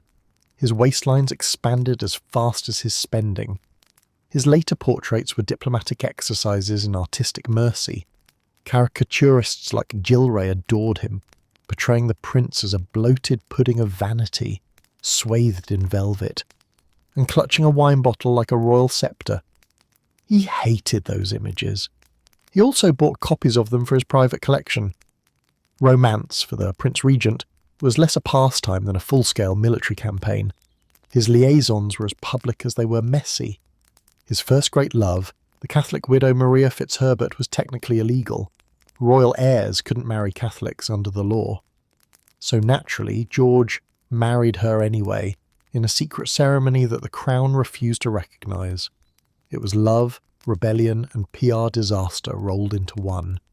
Later, under pressure to marry someone suitable, he reluctantly wed Princess Caroline of Brunswick, a woman he found so intolerable that he claimed he needed brandy just to meet her. Their union produced one daughter, and approximately 10 years of mutual hatred. They lived apart, traded insults through the press, and turned royal dysfunction into national theatre. Caroline once declared that she and George were the two most unhappy people on earth. Britain agreed, and read about it in every newspaper. If moderation was a virtue, George never heard of it. His lifestyle was one long attempt to out-eat, out-drink, and out-decorate everyone else. He hosted feasts that could bankrupt small nations. One guest claimed the prince ate like a regiment and drank like a continent. His beloved Carlton House became the palace of excess, filled with gold leaf, mirrors, imported wines, and unpaid bills. He built, demolished, and rebuilt it several times, each renovation more extravagant than the last.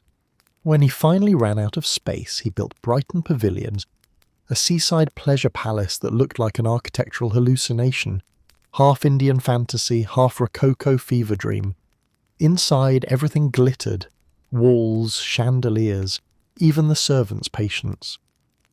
By the early 1800s, George had achieved what few monarchs managed: universal fame and near-universal mockery. The people adored gossiping about him, but despised paying for his excess. Every time Parliament voted to bail him out of debt, pamphleteers erupted with fury. He was a national joke and a national obsession all at once. Caricatures of his gluttony filled shop windows. Prints showed him wedged into carriages, passed out at banquets, or dancing with scandalous enthusiasm. He might have been ridiculed, but he was never ignored, and in Georgian Britain, not being ignored was half the point of existing. When he finally became Prince Regent in 1811, and later King George IV in 1820, the nation braced for catastrophe. To everyone's surprise, he turned out to be, if not competent, at least colourful. He supported the arts, funded architecture, and left behind some of London's most iconic landmarks, including Regent Street and Buckingham Palace's early renovations. But his greatest legacy wasn't political or architectural. It was cultural. He defined an era of performance, an age where identity was something you displayed, not inherited. He turned gossip into currency, luxury into identity, and reputation into entertainment. In other words, he was the prototype influencer, centuries before hashtags and filters.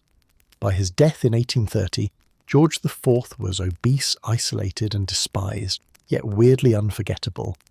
He'd given Britain a century's worth of material to talk about, and the press an entire business model.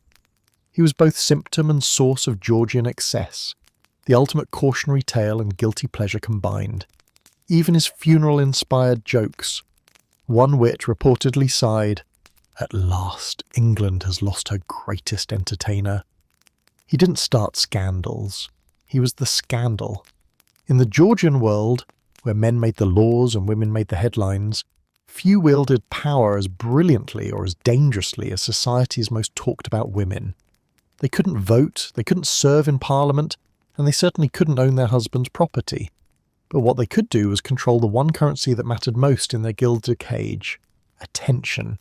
In a society obsessed with scandal, the most successful women didn't flee from gossip, they cultivated it.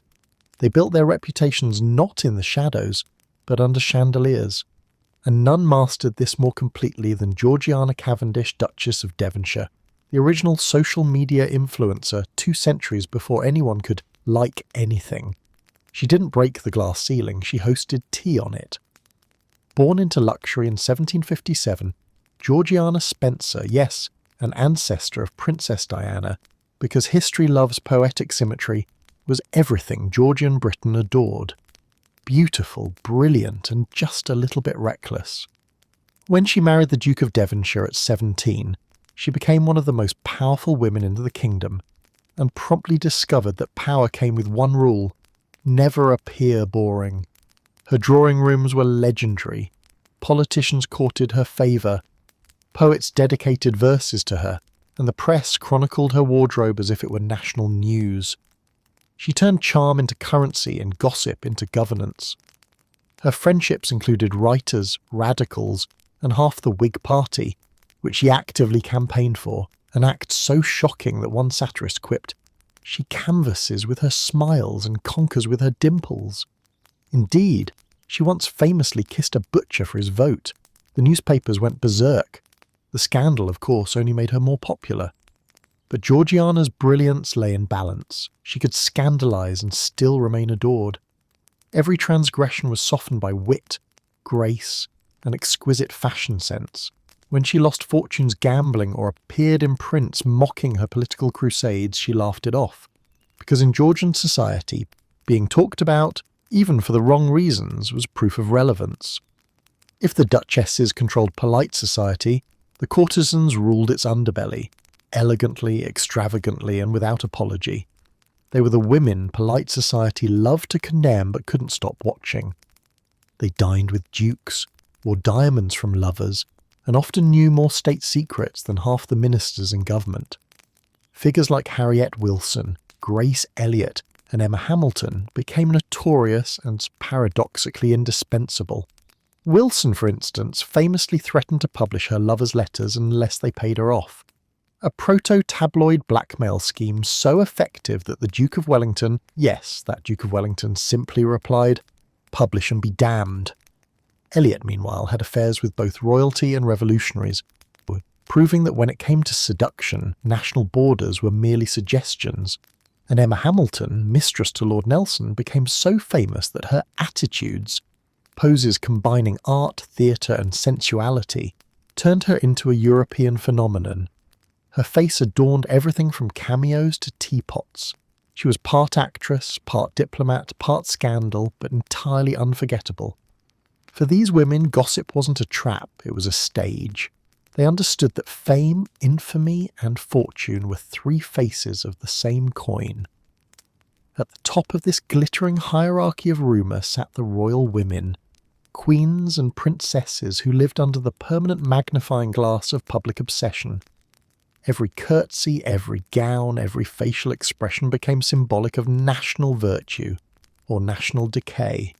Queen Charlotte, wife of George III, was respectable to the point of boredom, so the tabloids largely ignored her. But when Princess Caroline of Brunswick married the future George IV, she gave gossip artists everything they'd ever dreamed of.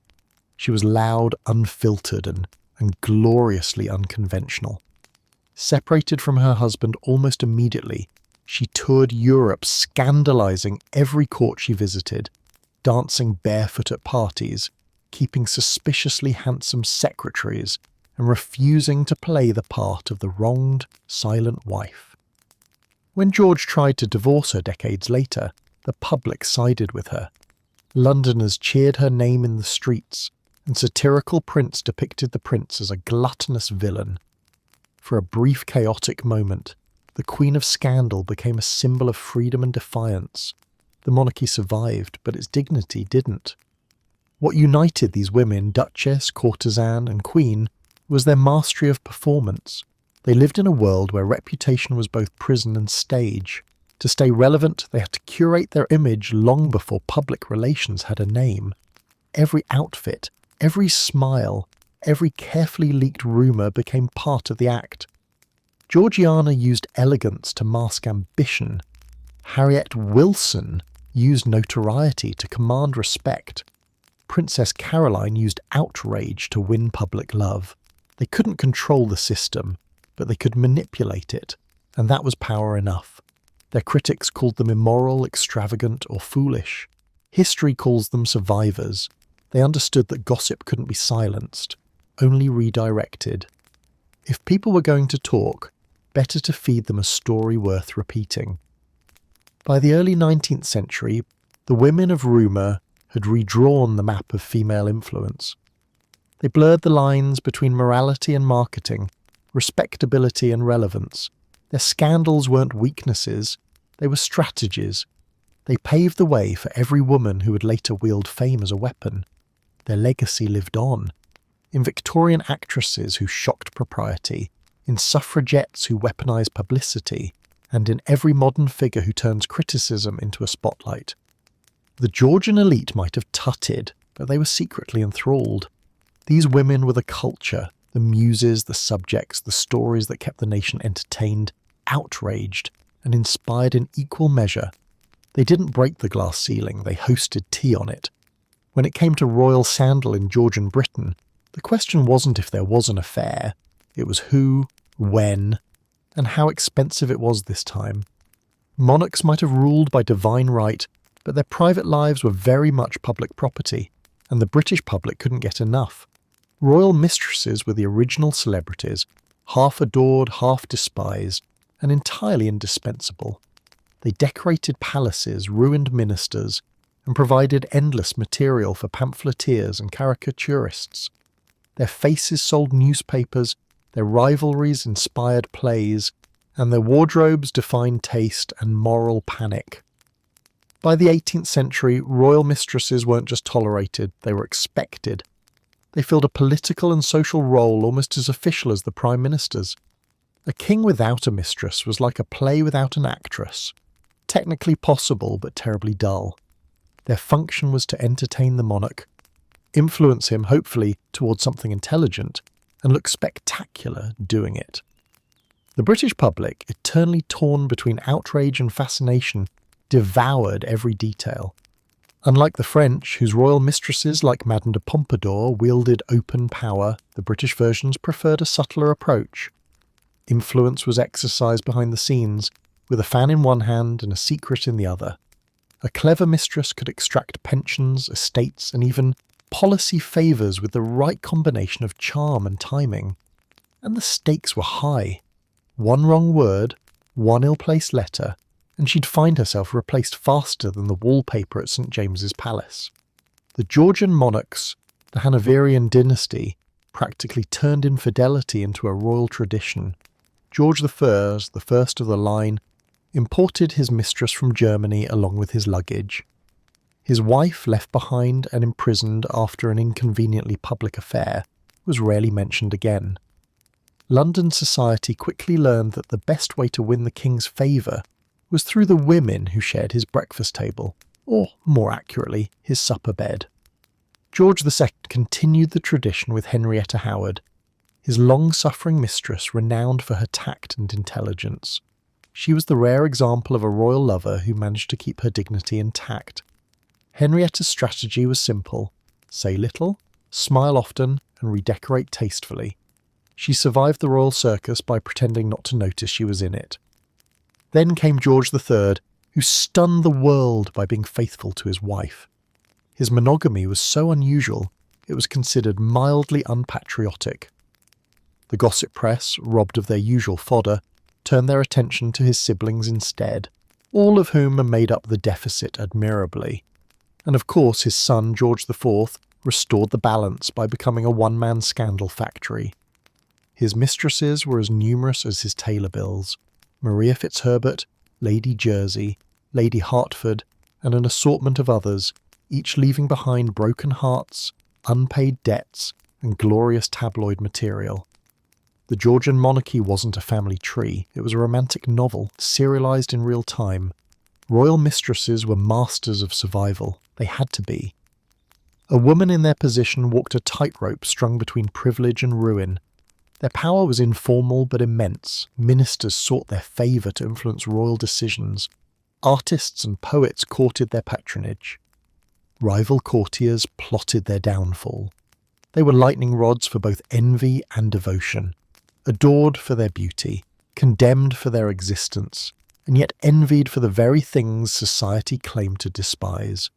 They also had to manage their brand long before such a word existed. Too virtuous, and they were dismissed as dull; too flamboyant, and they were vilified as immoral. The successful ones projected effortless charm while meticulously orchestrating every aspect of their lives, from public appearances to portraits. In a world where women were supposed to be silent, these women made gossip their megaphone. For the average Londoner, royal affairs were a kind of national entertainment.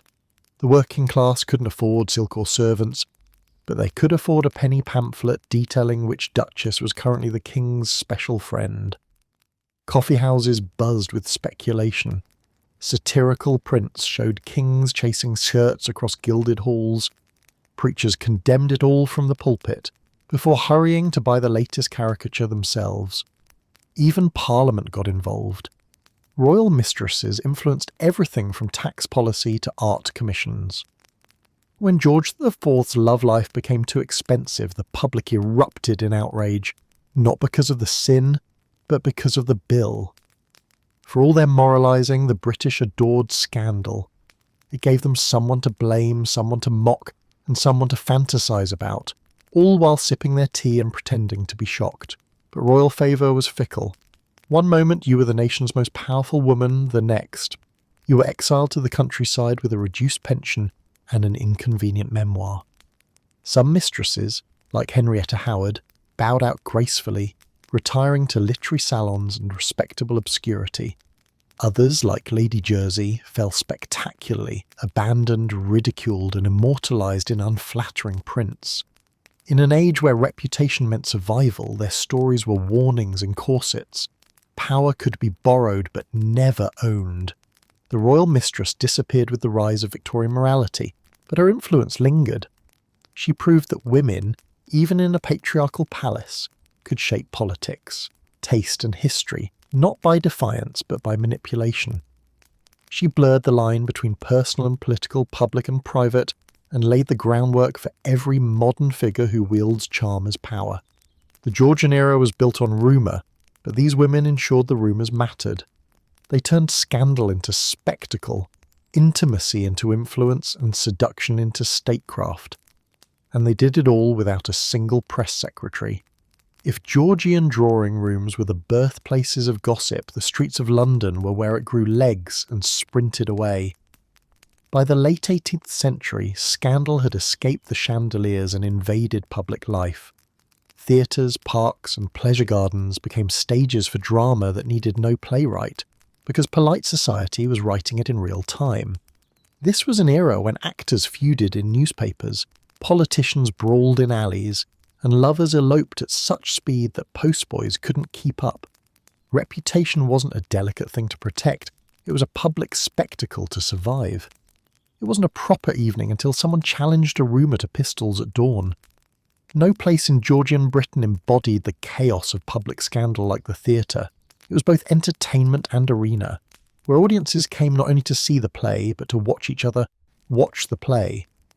Covent Garden and Drury Lane weren't just stages, they were society's mirrors, reflecting vanity, excess, and the occasional fistfight. Audiences hurled oranges at bad performances and shouted political opinions mid-scene. A fashionable theatre-goer could ruin a play's reputation by yawning too loudly, or save it by fainting dramatically in approval. And the actors? They were the original celebrities, adored, mocked, and morally questionable in equal measure. Their off-stage lives were as thrilling as anything Shakespeare ever wrote.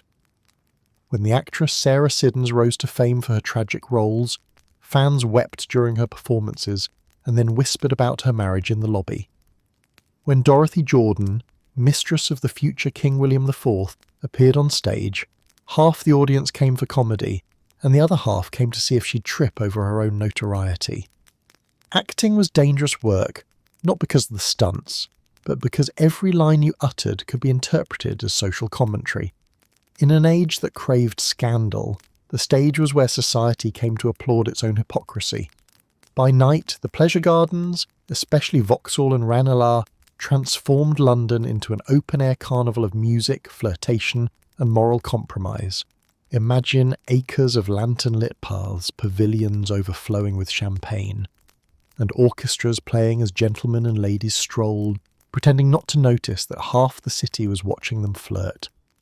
The gardens were the perfect mix of privacy and exposure, enough shadows for indiscretion, enough light for gossip to see what it needed.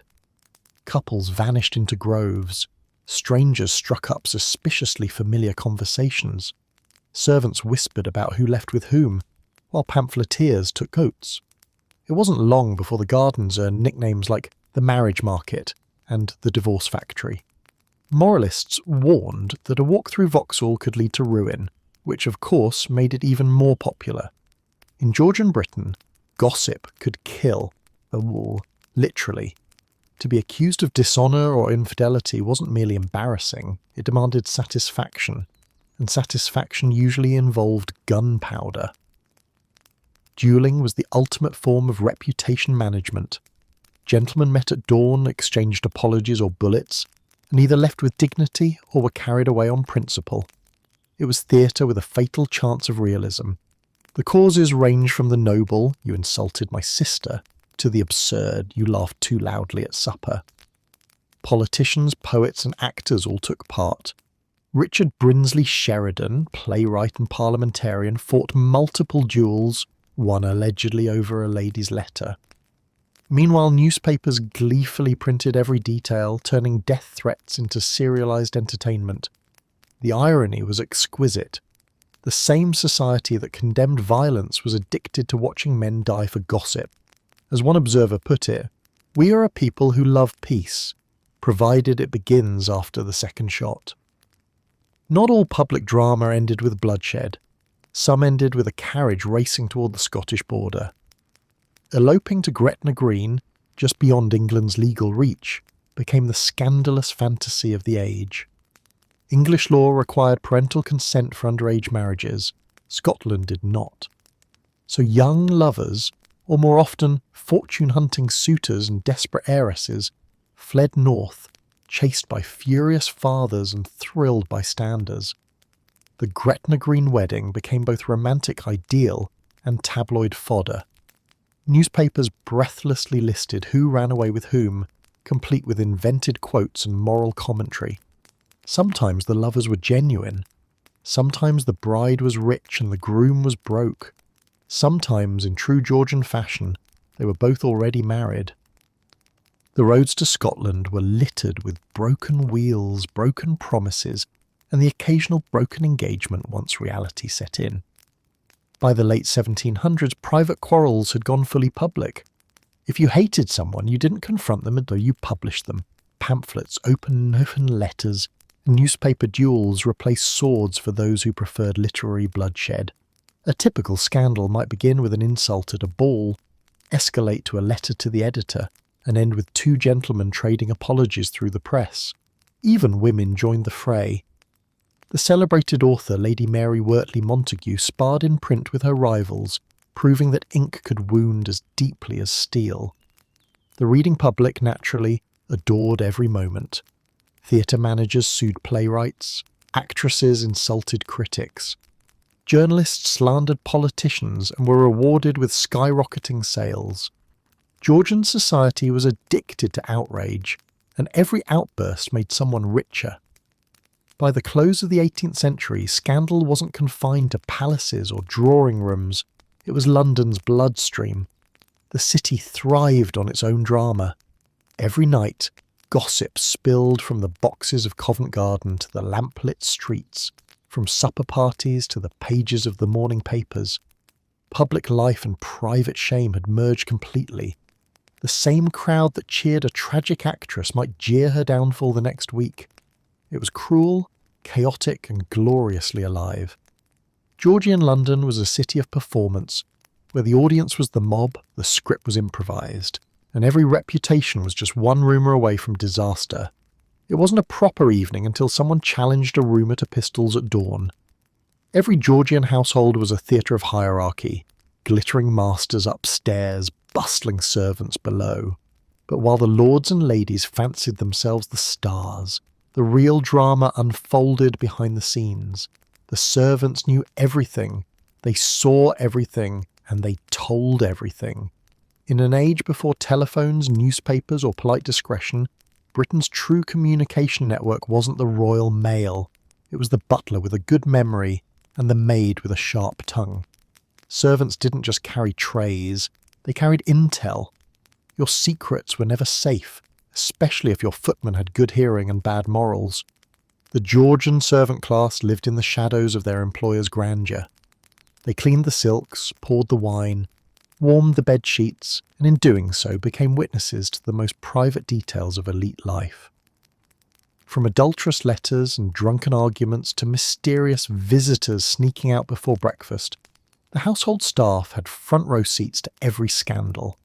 And what they saw by candlelight didn't stay in the house. The kitchen was the social network of the 18th century, where gossip spread faster than the pudding cooled. Cook might overhear something from the housekeeper, who'd heard it from the lady's maid, who'd learned it directly from the mistress herself, usually after a bit too much sherry. Servants were supposed to be invisible, seen but not heard, but in truth, they were heard more than anyone else. The masters whispered in parlours, the maids amplified it across postcodes. Servants didn't just gossip within a house, they formed a vast interconnected web of rumour exchange between estates, towns and cities. Footmen swapped information at coaching inns, laundresses compared notes while scrubbing linens that told their own stories. Lipstick stains, mysterious tears, baby clothes, order hoods too soon after a wedding. Ladies' maids met one another at markets and milliners, exchanging updates the way traders shared stock prices. "Her Grace has a new admirer," one might whisper. "And quite possibly a new child by Christmas," the other would reply. Coachmen were perhaps the most dangerous of all. They ferried both passengers and private information, and a single indiscreet conversation in the carriage could echo all the way from London to Bath. If your coachman liked to talk, you might as well post your diary on the town gate. Servants quickly realised that gossip was valuable and could be monetised. For those clever enough to trade on what they knew, a secret could pay better than years of honest work. Newspapers and pamphleteers were always eager for exclusive information about who was sleeping where and with whom. A loose-tongued footman could earn extra coin by feeding the scandal sheets with just enough detail to sell papers without revealing his source. Some even became professional informants, discreetly employed by rival houses to spy on competitors. In London's grandest neighbourhoods, gossip was practically espionage. The Duke of So-and-so's cook might secretly report to the Duchess of What's-Her-Name's housekeeper, who in turn whispered to a publisher, who printed the entire mess in tomorrow's Morning Post. The gentry prided themselves on controlling society, but they rarely realised that their staff controlled them. Privacy in a Georgian household was about as reliable as a paper umbrella in a hurricane. Servants handled the mail, polished the desks, and tidied the very drawers where illicit correspondence was hidden. Many a scandal began with a letter read by the wrong hands. Servants didn't even need to open it. The handwriting, perfume, or number of pages was often clue enough. A maid who carried her mistress's billet doux to the post might memorise half of it before sealing the wax. Eavesdropping, meanwhile, was practically an occupational hazard. Georgian houses echoed with thin walls and loose doors. A conversation in the drawing room could be heard in the corridor, and anything heard in the corridor would inevitably be repeated in the scullery. But the true masters of espionage were the butlers. Perfectly still, perfectly silent, and perfectly aware, they absorbed more information during a single dinner party than Parliament did in a week. Sometimes gossip wasn't just currency, it was revenge. Dismissed servants, underpaid or insulted, could devastate reputations with a single story. A jilted maid might accidentally let slip that her former mistress's pearls were fake. A discharged coachman might describe his master's late-night drives with ladies who were not his wife. One famous case involved a housemaid who published a pamphlet detailing the misbehaviour of her noble employers, complete with locations and dialogue. The public devoured it like scandal-flavoured candy, and the lady in question fled to the countryside in humiliation. The maid retired comfortably on the profits. In a world where the upper classes lived by appearance, servants held the power to unmake appearances. It was poetic justice in powdered form. Not every servant exploited what they knew. Many were loyal, painfully so. But even loyalty had limits when survival was at stake. Wages were low, hours were brutal, and the tiniest misstep could mean dismissal. Airing gossip wasn't just entertainment, it was social insurance. By talking, they belonged. By knowing, they mattered.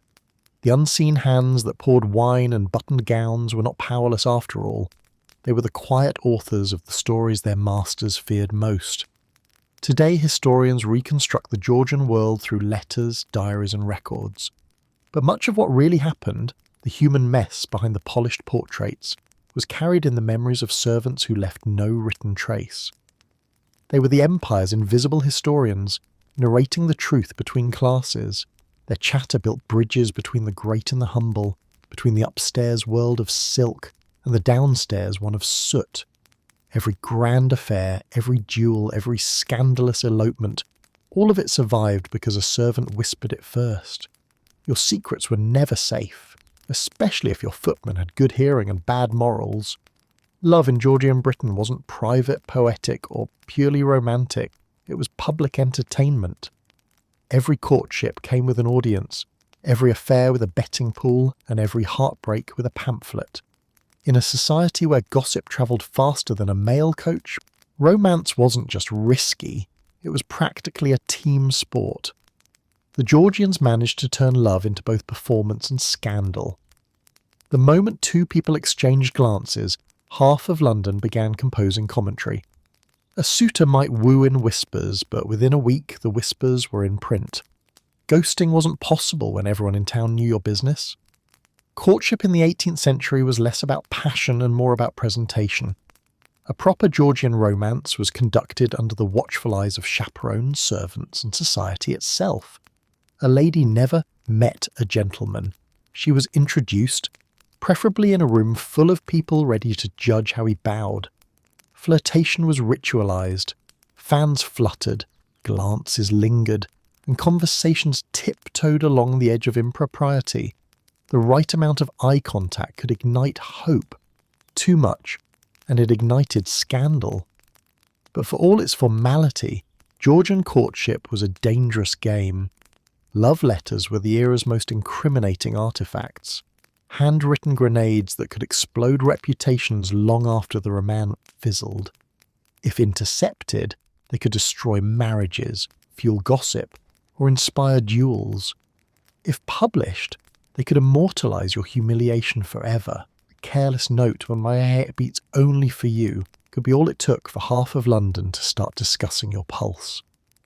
The love letter was the Georgian equivalent of a text message, except permanent, perfumed, and written in calligraphy that made even betrayal look elegant.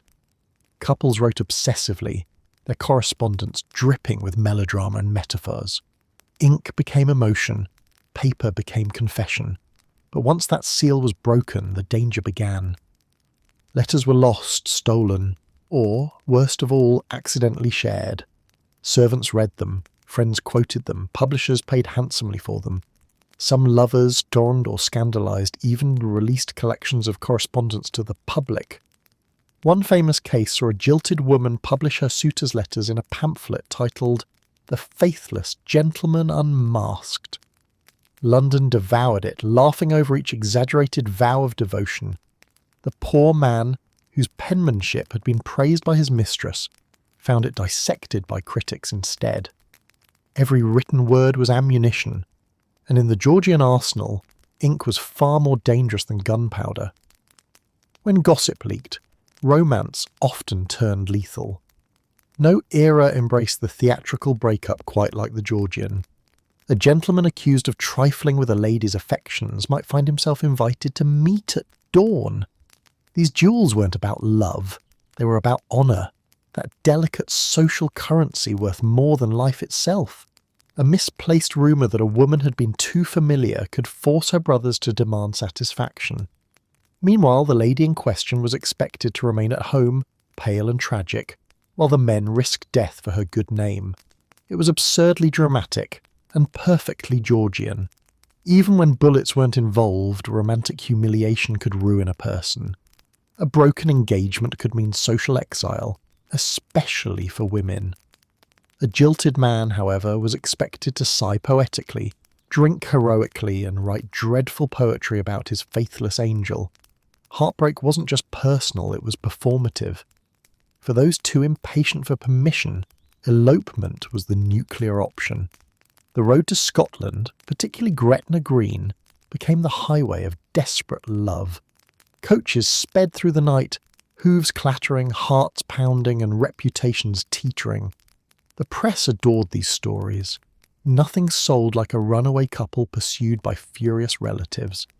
Each elopement was a public spectacle, part tragedy, part comedy, all gossip. Sometimes the lovers succeeded, married by a blacksmith, under Scotland's famously lax laws. Sometimes they were caught, dragged home, and married off to someone more suitable. Either way, the story filled newspapers for weeks. Elopement was rebellion with good lighting, the perfect blend of passion and peril for a society that couldn't decide whether to condemn or envy it. Georgian society loved romance but punished romantic mistakes. So the clever learned how to flirt safely. A lady's fan became her shield. Opened wide meant approach. Snapped shut meant danger. And dropped to the floor meant prey. My chaperone didn't see that. Public balls were the social equivalent of a dating app, but the matches were filtered not by algorithms, but by dowries.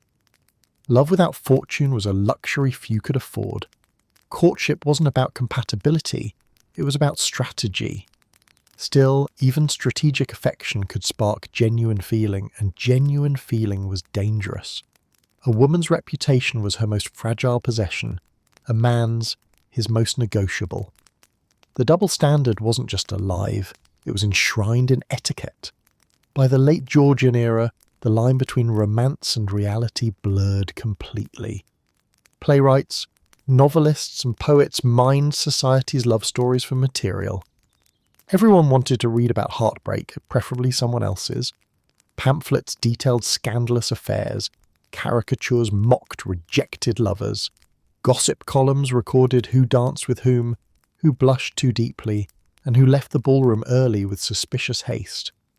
London's elite read about their own heartbreaks over breakfast, a uniquely Georgian form of self-torture.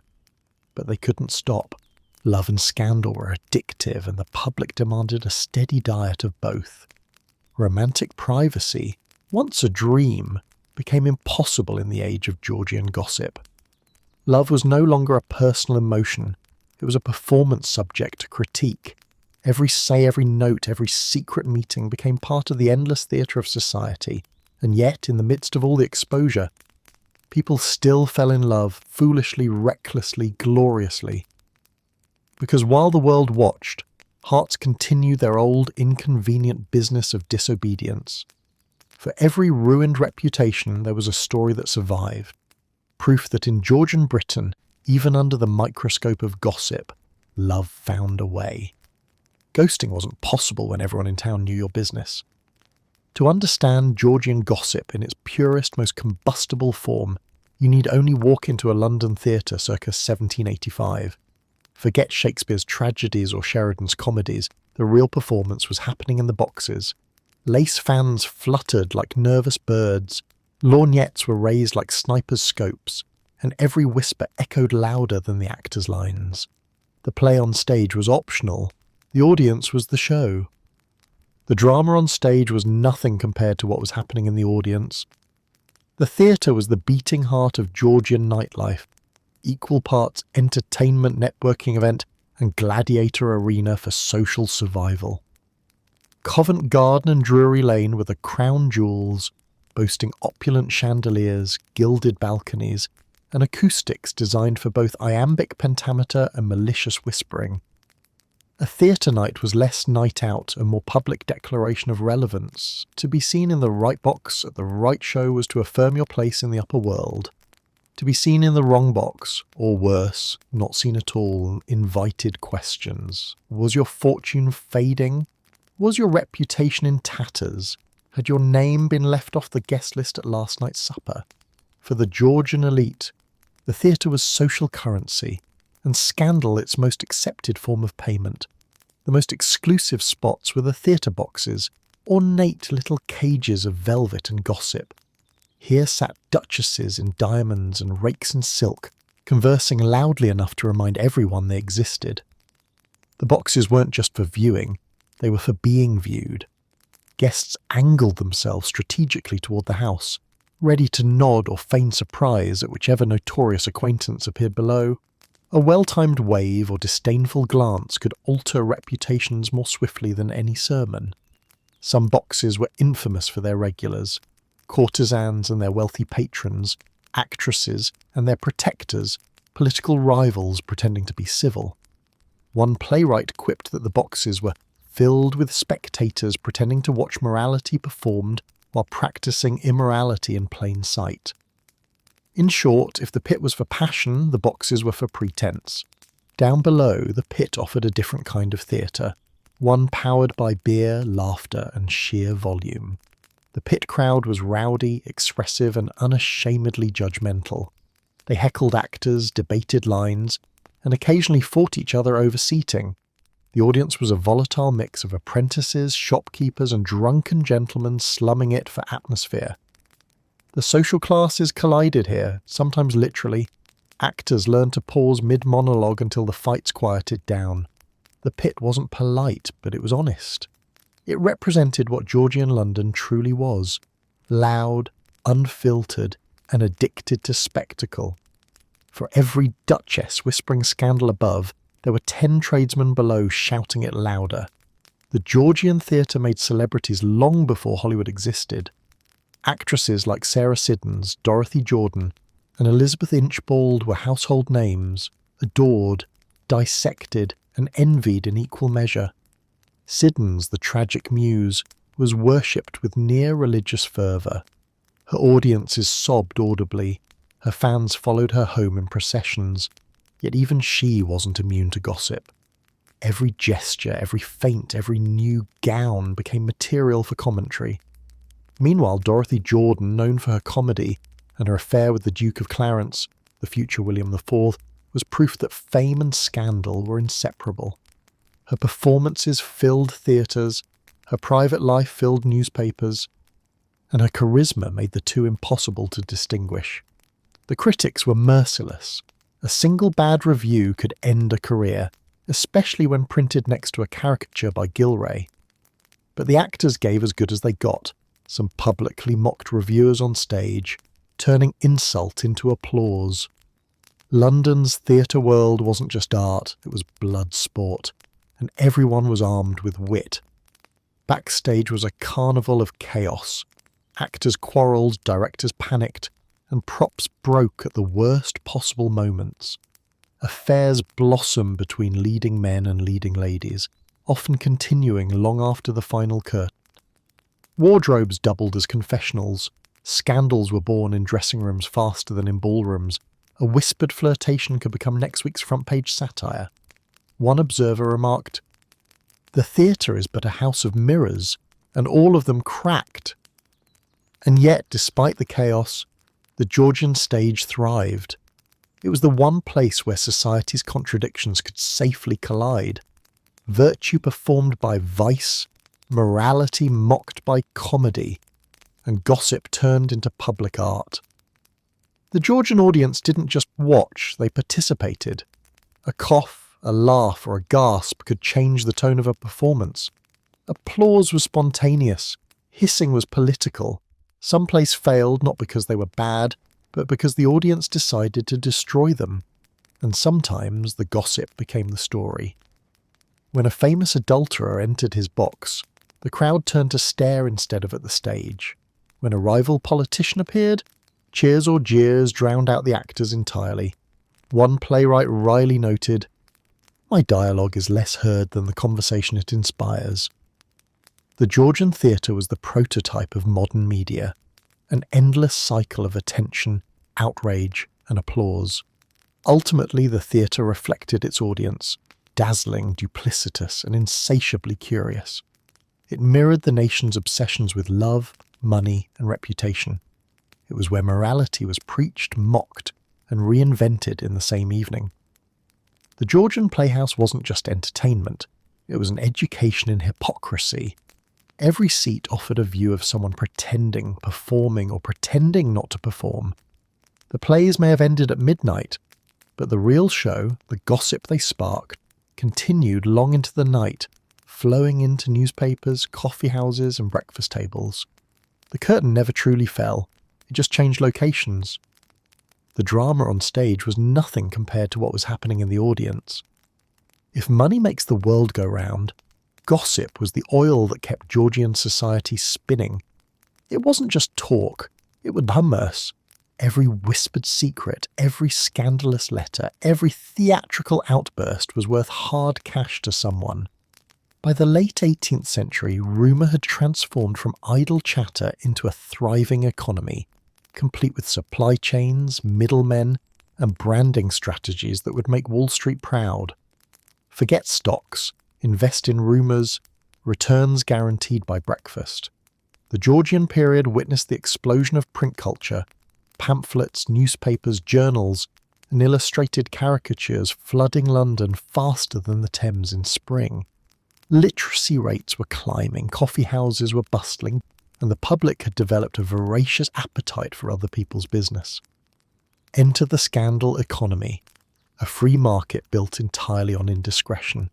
News wasn't enough. People wanted stories. They wanted names, affairs, feuds, and fashion disasters. Every public blunder, every private quarrel became an opportunity for profit. printers, publishers, and pamphleteers realized that the key to success wasn't accuracy. It was audacity. The juicier the tale, the higher the sales. A witty turn of phrase could sell thousands of copies. A libel suit could sell even more. There's no such thing as bad publicity when your name's already on the broadsheet. By 1780, London's gossip industry employed thousands, writers, illustrators, runners, even informants. It was the 18th century equivalent of an influencer economy. Everyone had something to sell, and that something was usually someone else's dignity. The machinery of rumour was as efficient as any textile mill. It began with servants and spies, the field agents of scandal, who collected whispers from drawing rooms, opera boxes, and boudoirs. Their intel was passed to pamphleteers, who transformed it into snappy moral lessons disguised as journalism. From there, it reached the printers, who often worked through the night to ensure that the latest outrage hit the streets by dawn. Street vendors, hawkers, and newsboys then shouted it through the alleys, their cries blending commerce and chaos. Read all about it. Duchess ruined. Poe arrested. Prince still fat. By the time the gentry sipped their morning tea, the entire city already knew who had misbehaved and how spectacularly. And for every moral outrage expressed, 10 more copies sold. Pamphlets were the currency of controversy. Cheap, quick to print, and easily distributed, they were the perfect weapon for character assassination.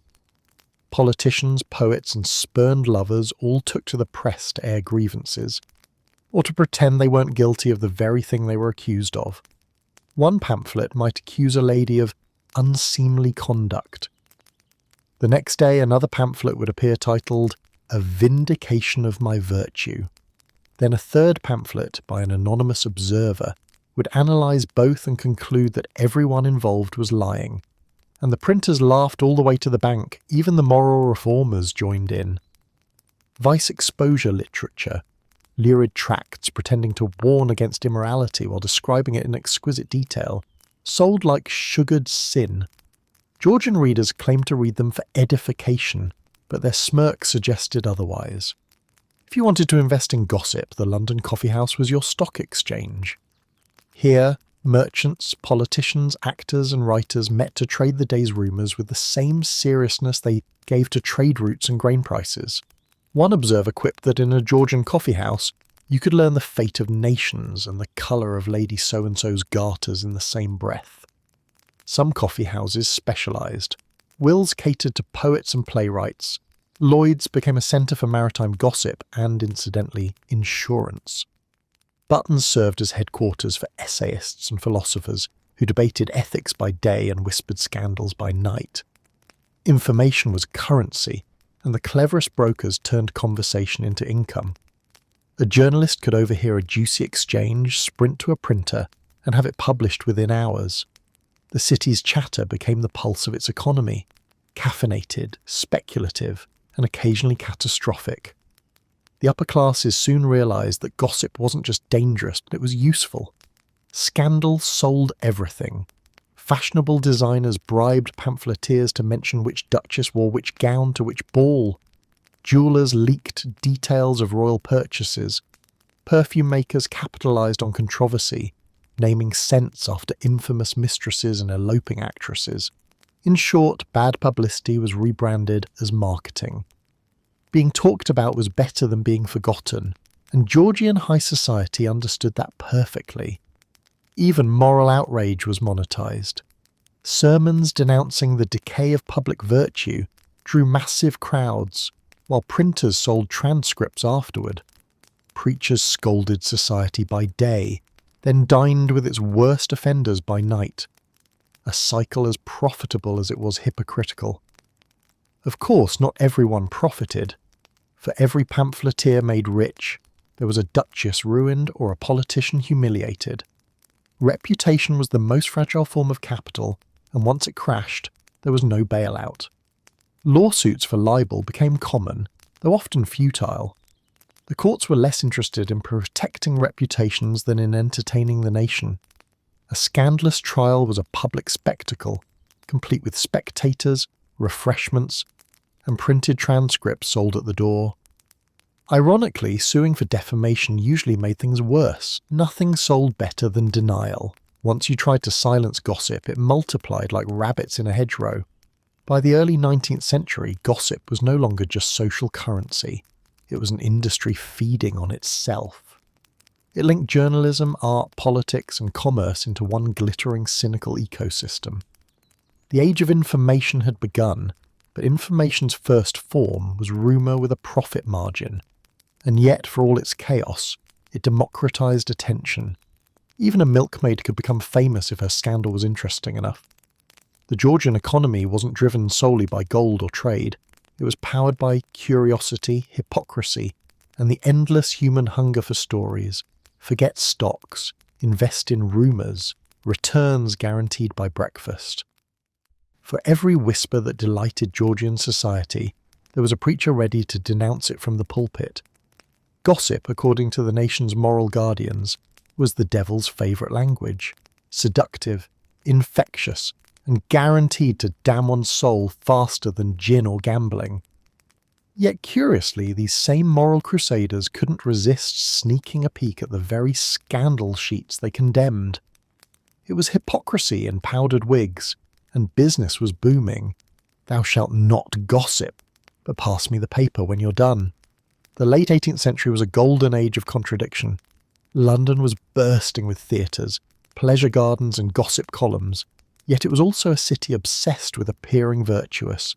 The clergy thundered about sin, pamphleteers wrote tracts on decency, and reformers warned that Britain was teetering on the edge of moral ruin, which it had apparently been doing since 1066. Every scandal sparked a sermon. A duchess exposed in a newspaper was cited as proof of national decay. An actress's low neckline became evidence that civilization itself was sliding toward chaos. Preachers quoted scripture, "A talebearer revealeth secrets," while conveniently forgetting that the verse came right after, "A man of understanding holdeth his peace," a skill none of them seemed eager to practice. The irony was divine. Gossip about gossip was still gossip, and London's moralists were its most enthusiastic contributors. Sunday sermons became social events in themselves, part church service, part performance art, part group therapy for people who'd spent the entire week sinning and whispering about others who did. Clergymen railed against vanity and rumour, only to find half their congregation dozing and the other half noting who wasn't there. The pews were less a refuge of piety than a new venue for surveillance. Ladies fanned themselves righteously as they whispered, "Did you hear the vicar's daughter has a new hat? And not a modest one." Meanwhile, the clergy tried to stem the tide of vice with pamphlets warning of the dangers of loose talk and loose morals, often illustrated with sensational scenes of temptation that rather defeated the purpose. Nothing spreads faster than a pamphlet about what not to do, and the preachers themselves, let's just say that a surprising number were caught in unfortunate misunderstandings with their housemaids or parishioners. Nothing attracts sin like public disapproval of it. The moral panic didn't stop at sermons, it printed itself into existence. The pamphlet saint became a new profession. Writers who combined outrage with opportunity, publishing moral essays dripping with sanctimony and sometimes gin. Titles like The Mirror of Modesty or a treatise on female virtue and public corruption filled bookshop windows, alongside the scandal sheets they pretended to despise. The same buyers who devoured gossip cartoons also bought moral pamphlets to cleanse their consciences afterward. Reading about sin, it seemed, was perfectly acceptable as long as one did so disapprovingly. Some pamphlets even pretended to be moral tracts while delivering titillation in disguise. Long, breathless case studies of fallen women, rich in detail and poor in restraint. These publications were the 18th century equivalent of watching reality television and claiming it was for research. Moral outrage was not evenly distributed. A nobleman's scandal was youthful folly, but a woman's was eternal damnation. A gentleman could duel, drink, and debauch his way through life and still be buried with full honours. A woman caught writing a flirtatious letter could lose her social standing forever. The pulpit reflected these hypocrisies faithfully. Clergymen thundered against female vanity and the corruption of actresses far more than they ever mentioned male misconduct. After all, it was easier to condemn rouge than reform Parliament. Even printed sermons followed fashion, turning moral outrage into a form of entertainment. Listeners came not for spiritual edification, but to hear which sinner would be subtly name-dropped next. The best preachers were the ones with the juiciest examples. By the turn of the century, morality itself had become a profitable brand. Reform societies formed to cleanse Britain's morals by publicising every sin they could find. The Society for the Suppression of Vice launched campaigns against obscene books, loose women, and even Sunday dancing. Its members, mostly men of unimpeachable virtue, spent a great deal of time studying the materials they sought to ban, purely of course for evidence. One particularly zealous member wrote that gossip was a contagion spread by idle women, conveniently overlooking that his own letters to Parliament were full of malicious insinuations about his rivals. It was a perfect moral economy. Sin generated outrage, outrage sold pamphlets, pamphlets created more sin. The cycle was self-sustaining and gloriously hypocritical. Behind closed doors, even the clergy succumbed to temptation, not of the flesh, but of curiosity. Vicars subscribed to the same newspapers they denounced. Bishops collected caricatures of politicians and actresses. Monks in private libraries annotated scandal pamphlets with theological commentary, as if footnotes could absolve amusement. One bishop was even reported to have said, "It is necessary to know the enemy's methods," while leafing through a print of a courtesan that would make a sailor blush. Moral restraint was good for sermons, but gossip was good for conversation, and no one loved conversation more than the righteous. By condemning gossip so loudly, the moralists only amplified it. Every attempt to silence scandal added new verses to the chorus. When a preacher named a fallen woman as an example of corruption, the congregation went home and repeated her story word for word. Virtue, it turned out, couldn't compete with entertainment. The Georgians didn't stop gossip by moralising, they commercialised it. The moral panic became part of the gossip ecosystem, giving sinners more attention and the clergy more listeners. The result? A society where scandal was both sin and sermon, and everyone wanted seconds. Thou shalt not gossip, but pass me the paper when you're done. In Georgian Britain, men and women inhabited different worlds, or at least they pretended to. The men had parliament, clubs and coffee houses. The women had salons, drawing rooms and tea tables. But beneath all that gendered choreography beat one identical impulse: talk. The era's moralists liked to accuse women of idle chatter, while applauding men for exchange of ideas. A lady's whisper was scandal, a gentleman's was strategy. Yet when the tea cooled and the brandy ran out, both sides were doing the same thing, trading human currency in the form of rumours. He called it networking. She called it tea. Both called it Tuesday. The Georgian age was obsessed with manners, and manners depended on who you were allowed to talk about, and how loudly. Women were expected to be charming conversationalists, but never opinionated. Their chatter was supposed to amuse, not inform. A clever remark from a man was wit. From a woman it was impertinence. Even the vocabulary betrayed the bias. Men discussed. Women gossiped. Men shared intelligence. Women spread tales. The absurdity was obvious to anyone listening, but that didn't stop the hypocrisy. A lady overheard saying something sharp was a malicious creature. A gentleman doing the same over cigars was a man of discernment. It was a system rigged not just to silence women, but to steal credit for their social skill.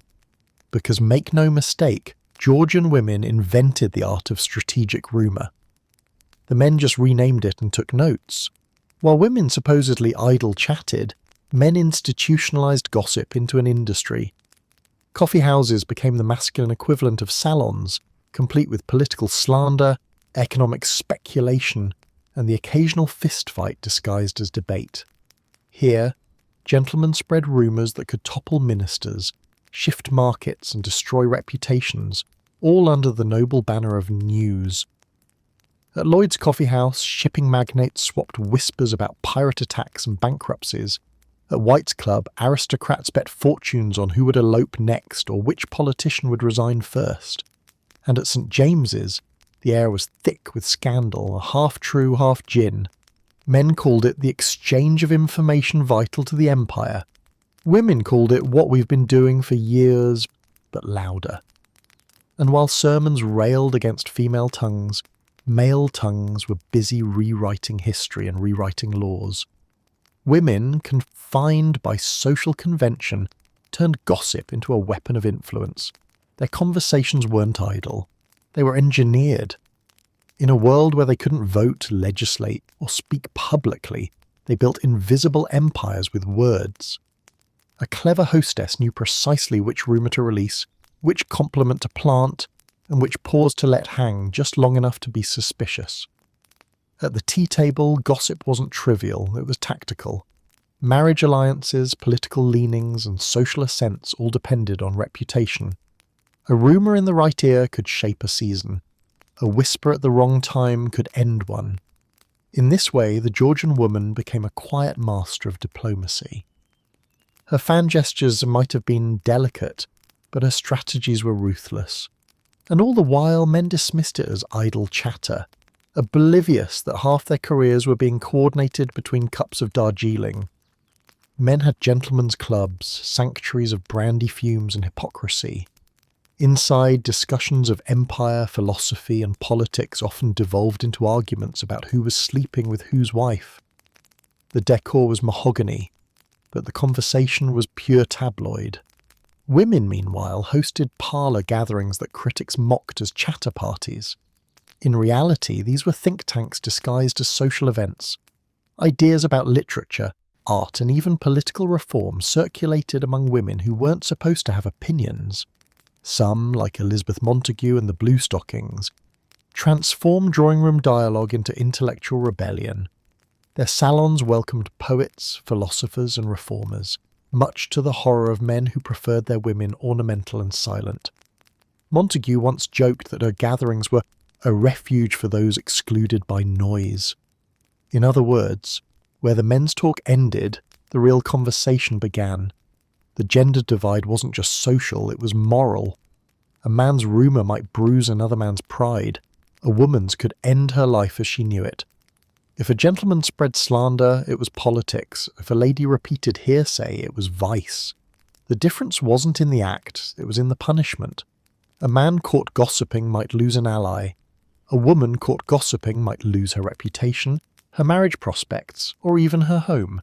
Knowing this, women learned to speak in codes, careful phrasing, suggestive silences, and mock innocence.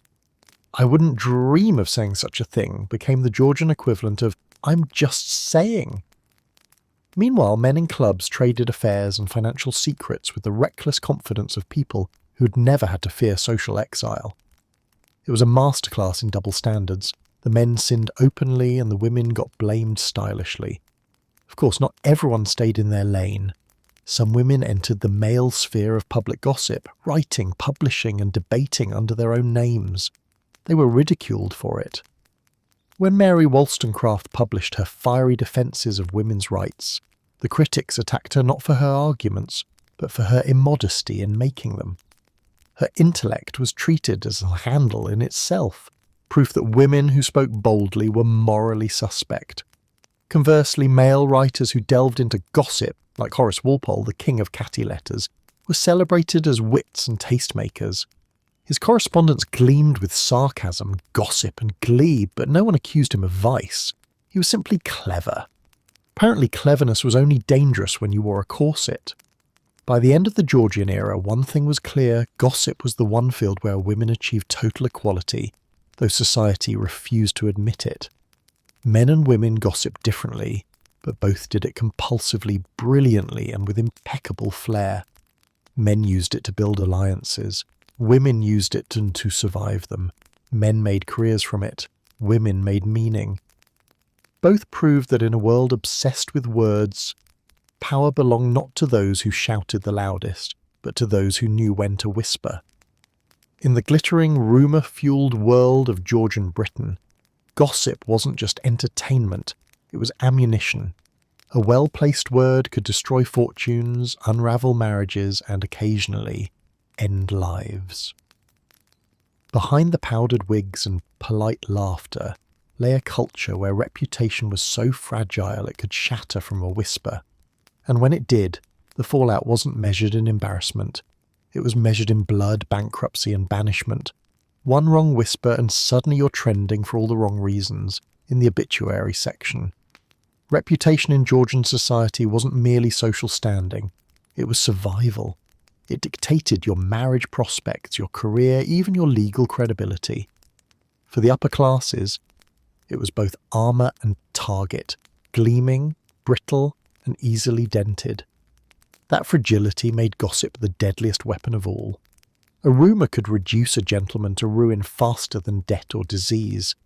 A lady once slandered might find doors closed, letters unanswered, and friends suddenly out of town. Unlike duels, which at least gave you a chance to aim back, gossip offered no defence. You couldn't challenge a whisper to pistols at dawn, though, as history shows, many still tried. In an age obsessed with honour, the line between rumour and insult was razor thin. One suggestive comment, one printed mockery, could lead to pistols drawn in Hyde Park or swords crossed at dawn on Hampstead Heath. The 18th century was littered with duels sparked by gossip. Politicians, poets, and even clergy took offence at the faintest whiff of defamation. Sometimes they fought for love.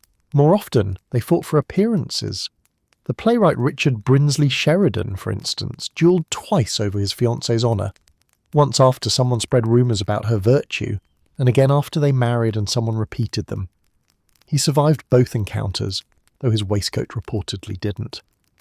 Then there was John Wilkes, the radical journalist whose sharp tongue earned him both popularity and near fatal enemies. When his writings mocked aristocrats, they didn't sue him, they shot at him. Wilkes joked afterward that his wit had drawn more fire than France. Duels were meant to restore dignity, but often only deepened humiliation. Survivors limped away heroes or fools. The dead were memorialised as cautionary tales about taking jokes too seriously. If pistols were the weapons of gentlemen, the press was the artillery of cowards, and it fired daily. The explosion of newspapers and pamphlets made defamation easier, cheaper, and far more public. A printed accusation was the Georgian equivalent of a viral tweet. Once released, it spread uncontrollably, picked apart in coffee houses and drawing rooms. Retractions were rare, apologies rarer still. Libel laws existed, but justice was slow, and often as scandalous as the rumour itself. Trials for defamation became public theatre. Courtrooms filled with spectators eager to hear the details, purely for moral instruction. When a duchess sued a pamphleteer for calling her unwomanly, the audience cheered both sides with equal enthusiasm. Even when plaintiffs won, they rarely escaped unscathed. The process required restating the very rumours they wished to bury. It was like trying to put out a fire by reading it oxygen-rich poetry. Social exile, the silent punishment, was perhaps the most devastating consequence of Georgian gossip. For a nobleman, it meant losing invitations and influence. For a woman, it meant annihilation. A single scandal could erase years of careful reputation building. Once labelled fallen, a woman's options narrowed to two: retreat to the countryside and cultivate a moral garden, or flee abroad and reinvent herself under another name. Many did the latter. British society was dotted with widows, who weren't widowed at all, just exiled from decency. Some reinvented themselves in Europe's freer circles, joining the cosmopolitan set in Paris or Venice. Others vanished entirely, their names surviving only in caricatures and cautionary poems. Meanwhile, the same men who'd ruined them with whispers went on to chair committees about public virtue. Hypocrisy, as ever, was the only truly immortal reputation. In politics, gossip was as dangerous as treason, and often more effective. The Georgian press specialised in lampooning public figures, blending real corruption with creative fiction. A politician accused of bribery might recover. A politician accused of being ridiculous never did. Ridicule was political cyanide, odourless, irreversible, and socially acceptable. When Prime Minister William Pitt the Younger was caricatured as a cold-blooded tyrant and his rival Charles Fox as a drunken libertine, both suffered more from the laughter than the lies. Georgian satire turned political discourse into blood sport, all without spilling a drop. Even the lower classes weren't immune. In towns and villages, rumour ruled just as ruthlessly, destroying reputations through pub talk and parish notes. A maid accused of theft could lose her livelihood before anyone asked for proof. A shopkeeper whispered to be dishonest could see his business crumble overnight. In a world without background checks, gossip was the resume, the reference, and the public record all in one. The irony, the rich gossiped for entertainment, the poor gossiped for survival. The victims of gossip rarely fought back, not because they lacked courage, but because doing so often made it worse. The more you defended yourself, the guiltier you looked, and so many endured it quietly. Letters burned, friendships faded, fortunes dissolved. Some went mad from the isolation.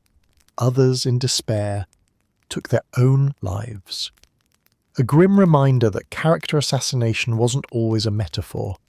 Even Georgian writers who profited from satire understood its cruelty. As one essayist warned, a man may survive a bullet, but never a whisper. The Georgians loved to say the pen is mightier than the sword. They said it proudly, as if civilization had triumphed over barbarity. What they forgot was that the pen, when dipped in rumour, cut deeper and killed slower. A single jest, a careless insinuation, could ruin a lifetime's worth of standing. And in a culture where identity and honour were indistinguishable, ruin was death by another name. Gossip may have begun as amusement, but by the end of the Georgian era, it had proven itself the deadliest form of art, performed in parlours, printed in ink and buried in silence. One wrong whisper, and suddenly you're trending for all the wrong reasons in the obituary section. By the 1830s, the world that had thrived on Georgian gossip began to dim its candles. The laughter in the salons faded, the caricatures grew tamer, the pamphlets grew preachier. The new generation, the Victorians, didn't like their scandals loud, colourful or funny. They wanted them quiet, shameful, and preferably accompanied by moral disapproval. Britain didn't stop gossiping, it just learned to whisper through a lace handkerchief. The public tongue was as sharp as ever, but now it was wrapped in politeness and self-denial. Victorians didn't stop gossiping, they just did it with lace collars and gilt. The transition from Georgian glitter to Victorian restraint wasn't sudden, it was a slow tightening of corsets, social, moral and conversational. By the late 1820s, the old aristocratic flamboyance that once turned scandal into performance art was fading fast. The age of the Prince Regent, with his mistresses, feasts, and flamboyant self-indulgence, was giving way to a new moral mood. People wanted stability, decency, and fewer naked duchesses in the newspapers. The public no longer admired flamboyant sinners, they pitied them, or pretended to. Georgian gossip thrived on audacity. Victorian society fed on repression. A Georgian could ruin you with a joke. A Victorian could ruin you with silence. Part of the transformation was economic. The Industrial Revolution had birthed a powerful middle class, merchants, bankers, and factory owners who wanted to prove they were just as respectable as the old nobility. The new elite didn't flaunt scandals. They concealed them beneath polished furniture and moral slogans. Where Georgians celebrated excess, Victorians invented discretion. Being talked about was no longer a mark of popularity, it was a stain. Magazines that once printed caricatures of dukes with corseted courtesans now ran articles on the dangers of idleness and proper conversation for young ladies. Gossip didn't die, it was rebranded as moral cautionary tale. Behind every fallen woman story was the same old voyeurism wrapped in sermons and lace. The Victorians didn't stop peeking, they just pretended to be horrified while doing it. The theatre, once the rowdy heart of public gossip, also changed its tone. Georgian audiences had shouted, flirted, and occasionally brawled during performances. By mid-century they sat in reverent silence. Plays became safer, moralistic, and uplifting. The satirical bite of Sheridan and the wicked humour of the 18th century gave way to sentimental melodramas about virtue and redemption. A heroine could no longer wink or banter. She had to faint nobly and repent immediately. Meanwhile, actresses, once the most scandalous celebrities in Britain, were transformed into moral symbols. The same public that once gossiped about their affairs now praised their modesty. Though behind closed doors the gossip continued with renewed vigour. It was, in essence, performative virtue, an art form the Victorians perfected. The newspapers, once gleefully obscene, learned the delicate art of pretending to be serious. By the 1840s, libel laws had tightened, and open scandal reporting became risky business. Editors who once thrived on lampooning royals and aristocrats now turned to politics, philanthropy, and crime. Of course, the public's appetite for gossip hadn't gone anywhere. It had merely gone private. The same papers that printed sermons on morality also ran society pages, filled with suggestive hints. A certain distinguished gentleman was seen in the company of a lady not his wife, and every reader knew precisely who that meant. Respectability was a mask, and everyone learned to wear it well. As one satirist quipped, "The difference between Georgian scandal and Victorian virtue is that now we blush before lying." Victorian society turned gossip from a public sport into a private discipline. Instead of laughing at other people's disgrace, people began to fear being the subject of it. The new social code demanded constant vigilance. One's manners, clothing, and even facial expressions were subject to judgment. Where Georgian gossip was spontaneous, Victorian gossip became systematic. Ladies' magazines instructed readers on how to avoid improper conversation. Gentlemen's clubs frowned upon overt vulgarity. Everyone policed everyone else's virtue. It wasn't that the Victorians had become purer, they had simply professionalised their paranoia. The result was a nation that smiled in public and gossiped in whispers behind lace curtains, terrified that someone else might be whispering about them. The dazzling hostesses of the Georgian era, women like the Duchess of Devonshire or Lady Melbourne, found their spiritual successors muzzled by moral reform. By mid-century, social gatherings were still important, but they no longer revolved around wit, flirtation, or scandal. Conversation turned earnest, focused on art, religion, or charity. Guests were expected to admire the hostess's restraint, not her repartee. Tea replaced champagne, laughter became nervous. Everyone smiled too much and said too little. For the clever and the curious, especially women, this new world was suffocating. Many turned to writing, publishing, or quiet rebellion. Some even looked back fondly at the immoral Georgians, who at least had the decency to sin openly.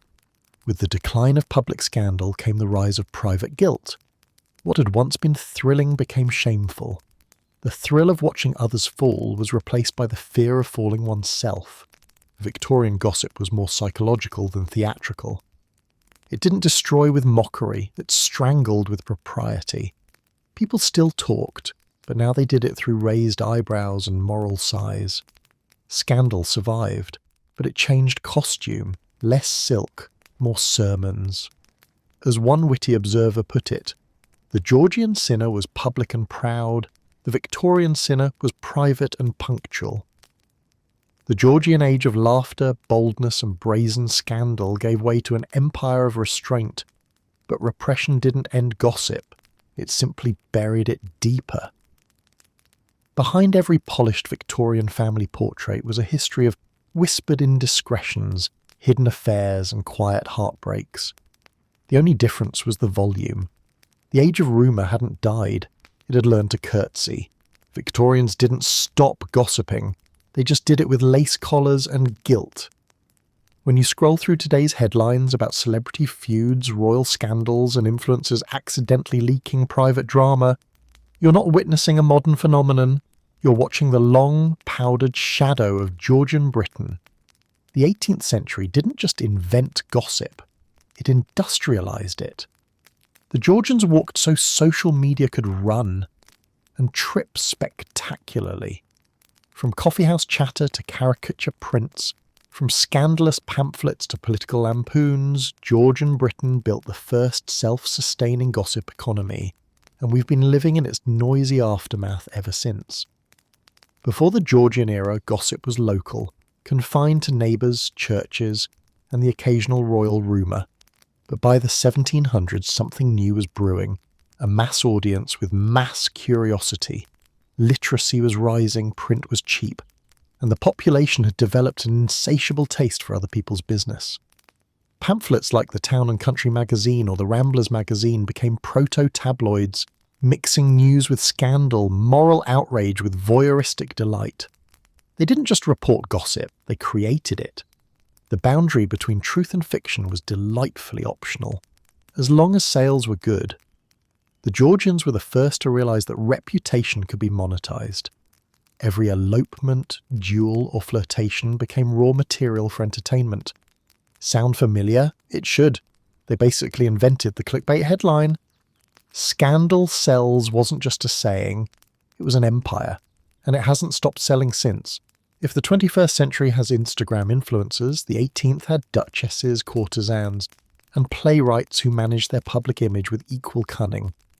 Women like Georgiana, Duchess of Devonshire, were walking publicity machines.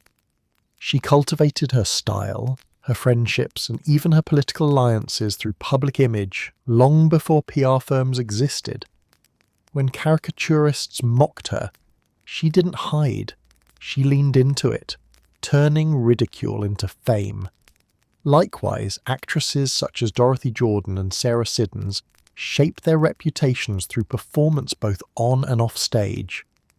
They were adored, analysed, imitated, and occasionally condemned in ways identical to modern celebrities. Even royals played the game. The Prince Regent, later George IV, was the world's first celebrity royal. His eating habits, love affairs, and waistline were national conversation topics. In essence, he was the Georgian era's trending page, forever updated, never flattering. The Georgian press pioneered a rhythm we still follow. Gossip, outrage, backlash, repeat. Back then, the cycle was powered by pamphlets, satire, and caricatures. Today it's powered by tweets, memes, and tabloids. The formula hasn't changed, only the speed. James Gilray's caricatures of politicians devouring money or cavorting with mistresses were the 18th century equivalent of viral memes. People debated them over tea, just as we dissect celebrity photos over lattes. The Georgians were also the first to blur the line between public figure and private citizen. Once your name appeared in print, your life was fair game. Every scandal was both moral lesson and entertainment, and the public pretended to be outraged while eagerly buying the next issue. Sound familiar? Replace pamphlet with podcast, and not much has changed. What Georgian society discovered, and we've never forgotten, is that fame is both addictive and self-destructive. To be talked about was to exist. Silence meant obscurity. A bad reputation was sometimes better than no reputation at all. Aristocrats learned this early, manipulating gossip to boost their allure. The idea that any publicity is good publicity was practically Georgian scripture. And once fame became currency, the game was on. Everyone, from duchesses to playwrights to political hacks, learned how to sell themselves through stories. The world had discovered the power of the personal brand. The internet just gave it Wi-Fi. Today's PR apologies and Notes app statements have their roots in Georgian apology pamphlets. Long, performative letters of contrition that doubled as self-promotion. A politician caught in scandal might publish a letter to the public in vindication of my conduct, filled with excuses, moral reflections, and just enough guilt to seem sincere. These pamphlets rarely worked, but they kept the spotlight burning. And that was the point. Georgian scandals, like modern ones, thrived on oxygen. Every denial fueled more speculation. Every moral defence invited parody. It wasn't reputation management. It was reputation choreography. The Georgians were torn between fascination and contempt for their celebrities, exactly as we are.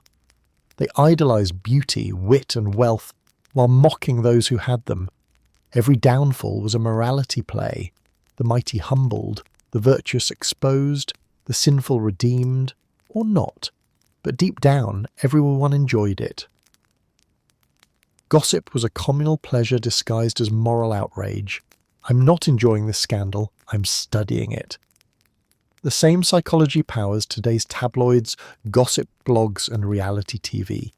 We claim disgust, yet we click. The Georgians would have called it what it was, fun. The Georgian tea table has simply moved online. The modern world's fascination with who's dating who wore what and who said what follows the same rhythm as 18th century salon chatter, just faster, louder and less powdered. Twitter threads, Instagram comments, celebrity podcasts, all are echoes of Georgian conversation circles. The only difference is the lighting. Even cancel culture has a Georgian ancestor.